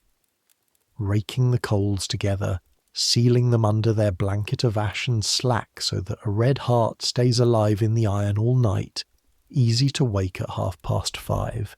You know exactly how to do this now. You could do it asleep. Some mornings you more or less do. You take your candle, you climb 72 steps, and every one of them is yours too. The 4th that creaks, the 11th that took the coffee cup, the turn where the draught lives. The house closes down behind you floor by floor as you rise through it. The parlor floor black and orderly, the family floor breathing behind its doors, the nursery floor with its nightlight seam of gold, and then the last flight, up past the gaslight's frontier into candle country, into the cold under the slates. Your room, the bolt, snick. And this is where we'll stay now, you and I, for the last little while. The day is over. All the days are over. There's nothing left to carry. But before the candle goes out, while you're still sitting on the edge of the bed with the day cooling off you, there are 2 more memories the year keeps in its pockets, and this is the hour they come out, the way memories do, when the work stops holding them back. 2 memories, the day you were bought and the week you nearly broke. Take them in order. The day you were bought. That's not the polite word. The polite word is engaged. But you were 16 and standing in a line of girls in an intelligence office on 6th Avenue, and polite words hadn't reached you yet. Picture it. A long room up one flight of stairs, benches along both walls, and on the benches 30, 40 girls and women, Irish mostly, some German, some Swedish, a few grey-haired women who had been on those benches before and wore the fact in their faces, each with her bundle or her references or her nothing waiting, and through the room at intervals the ladies. Ladies in visiting dress, moving down the benches the way a woman moves along a market stall, and the proprietor of the office trotting beside them with his ledger of names, and the questions coming down at you where you sat. Age? What can you do? What house were you in before? And to you, who had been in no house before, who was 3 weeks off the ship and still lost her balance on solid ground some mornings, let me see your hands. Let me see your hands. You didn't know yet what it meant. You held them out, palms up, and the lady, not Mrs. Wheeler, this was another lady, one of the several who looked and moved on, took your fingers in her gloved ones and turned them to the light and read them, exactly as I told you a person could. And what she was reading for was work. Soft hands meant a liar or a lady, and no one in that room was a lady. Rough hands meant a farm girl who could carry and scrub.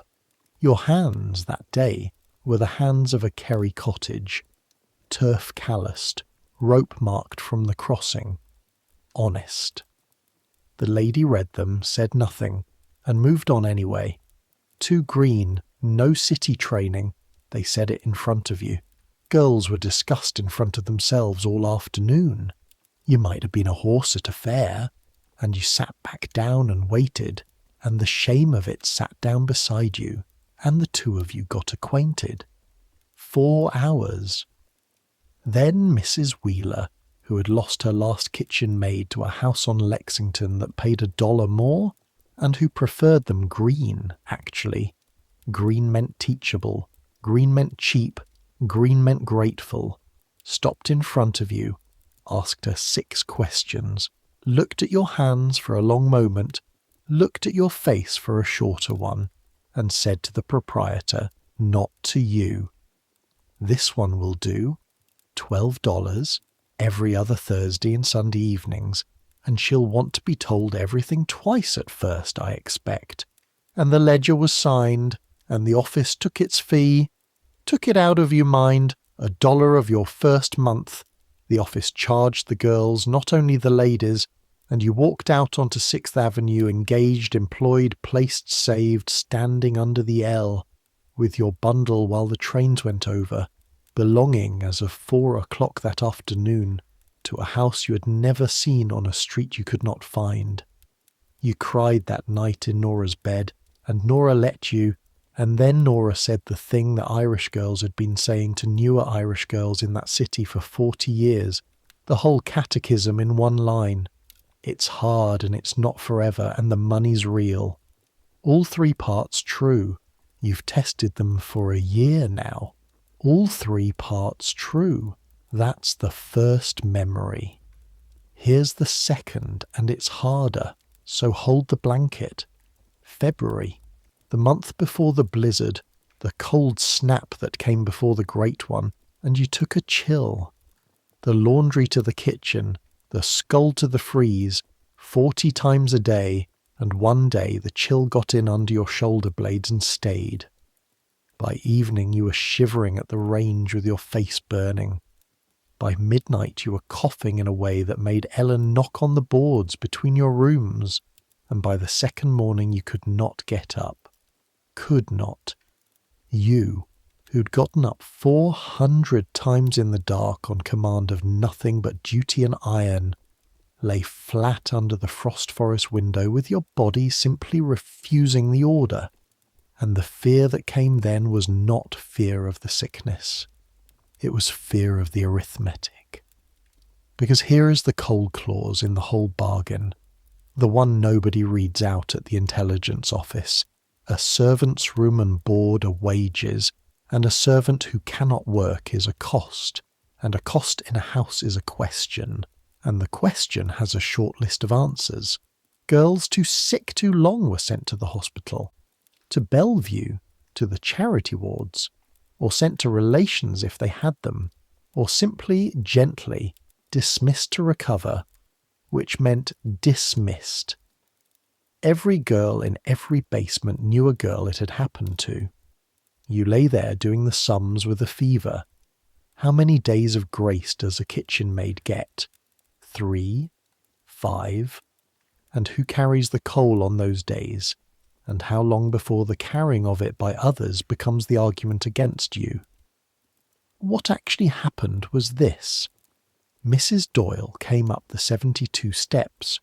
Mrs. Doyle, whose knees hate stairs the way cats hate rain, with beef tea in a covered cup, and looked at you, and put a cracked hand on your forehead like a slab of cool bread, and went down and said something in the kitchen doorway to Mrs. Wheeler that you never heard and never will. And Mrs. Wheeler sent for the doctor. Her doctor, well, his assistant, but from the same brass-plated practice on Madison Avenue. And he climbed to the attic with his bag, the first gentleman ever to stand in your room, filling it like furniture, and listened to your back through his wooden tube and said congestion, not the worst kind, mustard plaster, beef tea, 3 days flat and left, and the visit went on the house's account, not yours. 3 days. Ellen carried your coal. Thomas raked your range at dawn without being asked, badly cursing it. The range sulking under strange hands, but lit. Mrs. Doyle sent up broth, and, on the 3rd day, a custard. A custard made with the family's eggs, doled from behind the locked door of the world, and you knew what that custard had cost in the diplomacy of the basement, and you ate it slowly, crying slightly, tasting every spoonful, sick and 17, and further from your mother than the moon, and cared for, in the machine by the machine's other parts. And on the 4th morning you came down at 5:30 and lit the range, and Mrs. Doyle said, "Well, look what the fever spared." And that was the last word anyone ever said about it, and the towel was grey by 1 o'clock, and Mrs. Wheeler found a smear on a lamp chimney that week and said so at length, and the world resumed its exact former shape as if the custard had never happened. Both things are true. That's what you learned in February, and it might be the largest thing you learned all year. Larger than the pastry, larger than the storm. Both things are true at once, always, all the way down. The house that docks you $1.50 for a cup will send its own doctor up 72 steps for you. The mistress who inspects your towels will pay to keep you breathing, not from love. Don't gild it, but not from nothing either. From something in between that this whole century runs on and has no honest name for, the interest a machine takes in its parts, shading on its better days by candlelight when nobody official is watching, into something almost like the other thing. You'll take it. You've learned to take what's real and bank it in every sense. There.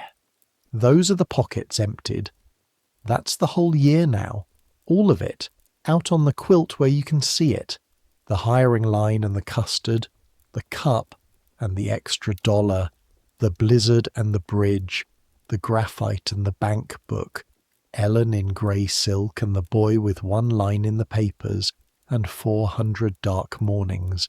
And the fire lit every single one of them. Not a small year. Whatever the ledger upstairs says, not a small year at all. Sit on the edge of the bed while the candle steadies. Let the boots come off. Heels first, the day's whole weight leaving through the ankles, that specific unlacing relief that only people who stand for a living ever fully know. Set them side by side under the washstand, out of habit, squared like soldiers, because 11 months, a year now, more, of squaring other people's boots has gotten into your hands and will never entirely leave them. Your hands do a great many things on their own now. They fold, they straighten, they wipe surfaces that are already clean. You caught yourself last Sunday in Nora's kitchen, sweeping crumbs from a table you were a guest at, and Nora laughed, and you laughed, and both of you understood it wasn't only funny. The cold of the room settles onto your shoulders like a shawl made of nothing. You know this cold. It's an honest cold. It doesn't pretend the way the parlour's draughts pretend behind their velvet. And there is a strange, real peace in an honest cold at the end of a day of dishonest warmth. You wash in the freezing basin quickly, hissing the way you always do, and the water wakes the split in your palm one last time, a small bright note, and then even that quiets. Mrs. Doyle's ointment, the strip of rag, hands that smell of lemon and lard, and underneath everything, faintly forever of graphite. Working hands, your mother's hands arriving on you 30 years early, like an inheritance paid out in advance. You unpin your hair, it comes down heavy, and your scalp aches with release, in that way that is nearly pleasure, nearly pain, and entirely the end of the day. Every pin goes into the cracked saucer on the washstand. You count them without counting. 7. There are always 7. And the small tin sounds they make, tick, tick, tick, are the last work sounds you will make tonight. Listen to them. Tick, tick. Small sounds in a small room at the top of a tall house, at the edge of a sleeping city. Under the blanket now, under the blanket and the quilt and the spread petticoat, into the small country that your own warmth will build over the next few minutes, breath by breath. The mattress knows your shape, the bolster knows your head. The frost on the window has already begun tonight's slow silver architecture, fern by fern, and by morning it will be a forest again, and by morning you will hate it again. But that is morning's business, and morning is on the far side of a long dark field, and nothing in that field can reach you. The bolt is across. The bells are 4 floors down and wired to nothing you owe until 5:30. No one in this house, no one in this city can ring for you now. Think, if you like, one last time of the house beneath you. Go down through it the way the warmth comes up. The nursery floor where the children sleep in the heat you shoveled, dreaming whatever children of the parlour dream. Ponies, probably. Disappointing cocoa. The family floor where Mrs. Wheeler sleeps beside her keys, and Mr. Wheeler beside his certainties, and their linen is clean because your knuckles cracked, and their rooms are warm because your shoulders ache, and they know none of it, and that is no longer a wound, or not much of one. It has weathered into something more like geology, a fact about the ground. The parlour floor black and perfect, the piano shut, the shepherdess and the lump of Vesuvius keeping their small watch on the etagere, the grates you will resurrect at dawn sitting cold and polished as new stoves in a shop, and the basement, your basement, where the range holds its banked red heart under the ash, alive all night in the dark, the one other thing in this house that never fully sleeps and never gets thanked. You and the range, keepers of the fire. It's not nothing, whatever the wage book says. And go up, too, one flight, through the slates, into the night. The roofs of the brownstones run north and south in their long brown ranks under the winter stars, chimney after chimney breathing coal smoke, and under every 4th or 5th roof, in a cold room exactly like this one, a girl exactly like you is pulling a blanket to her chin at this exact hour. Katie on 35th, and the Swedish girls and the German girls and the coloured girls in the houses that hire them, and the 10,000 Bridgets of the island of Manhattan.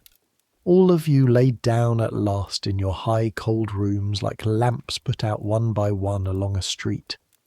A whole hidden nation gone off duty. The city's real garrison standing down for the night. Sleep is coming for all of you now. You can feel it beginning, can't you? That loosening behind the eyes, that slow surrender in the wrists and the ankles, the day's 20 miles of stairs finally draining out of the legs like water finding its level. Let it drain. You carried everything there was to carry today. The coal is in. The fires are banked. The doors are bolted.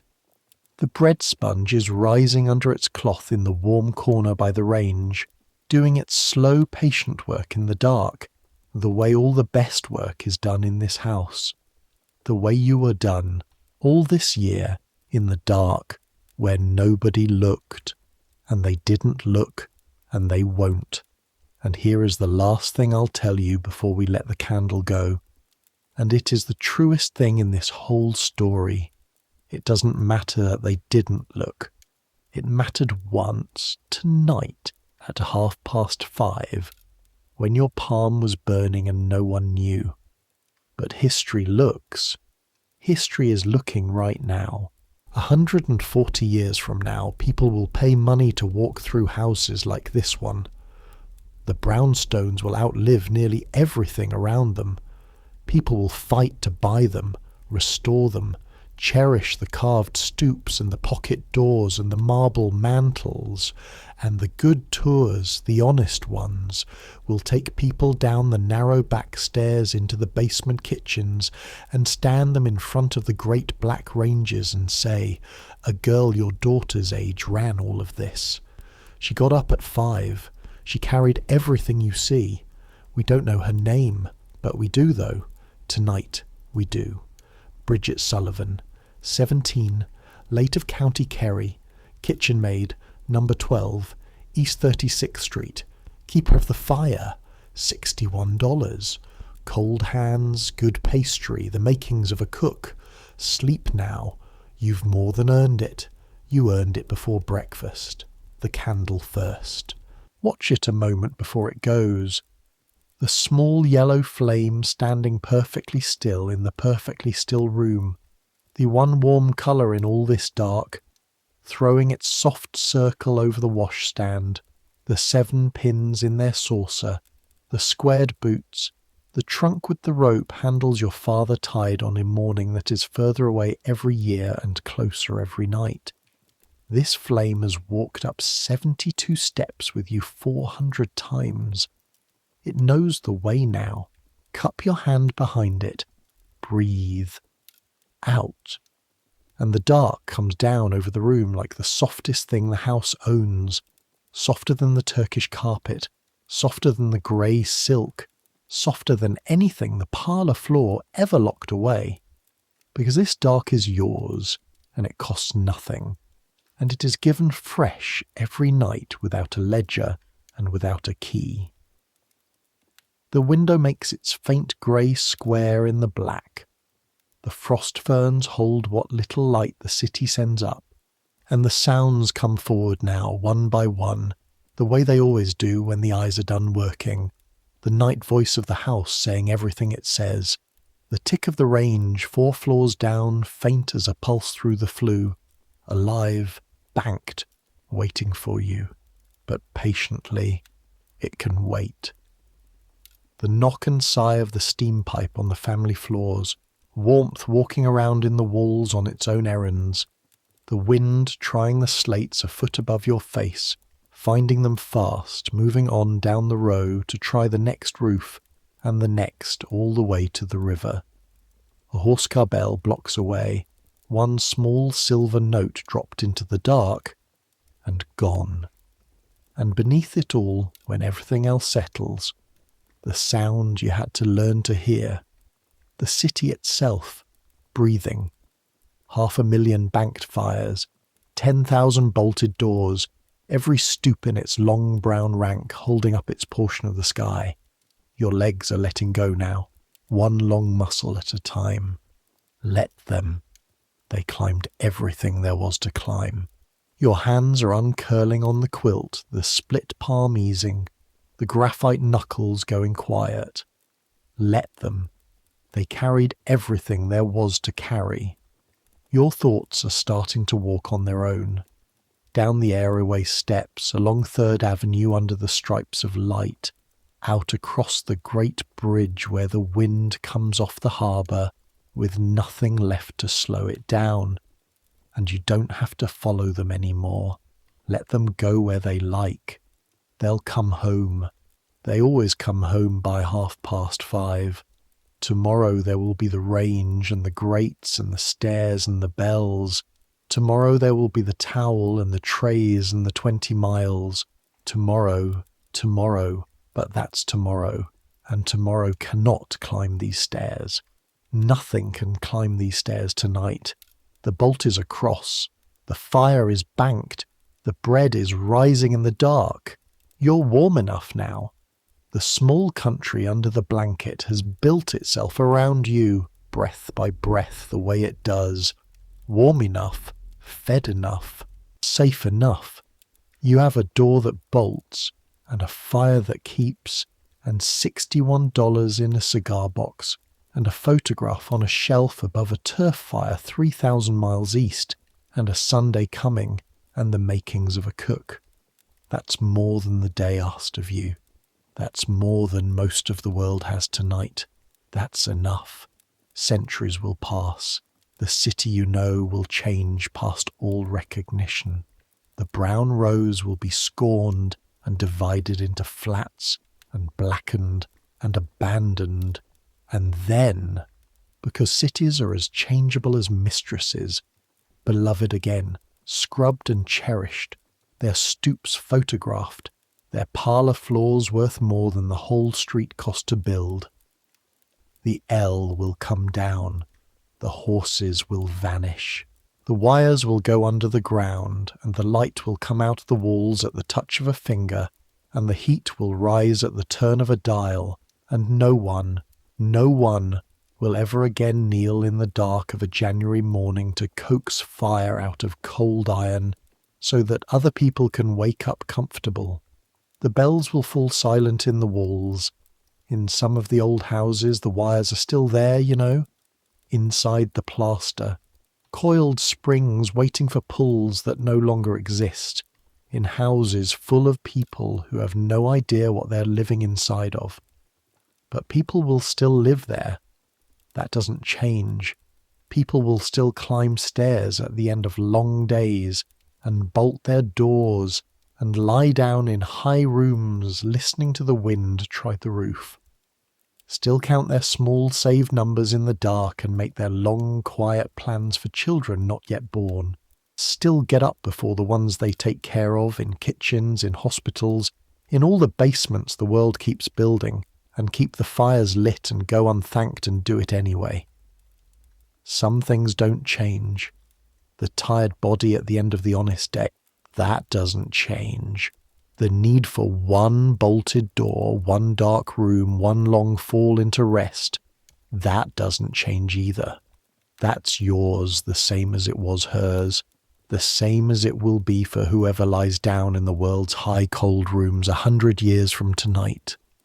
So let it come. Let sleep take you the way it took Bridget Sullivan in her room under the slates of East 36th Street 140 years ago, with the frost building its silver forest on the glass and the range ticking faithfully in the deep of the house. Let the day drain out of your legs. Let your hands uncurl. Let the sounds of your own city, whatever they are, wherever you are, soften and blur and run together into that one low breathing hum that every city has made every night since cities began. Let your thoughts slow and soften and finally stop. The fire is banked. The door is bolted. The bread is rising in the dark. You've earned this rest. You earned it before breakfast. Take it. Good night.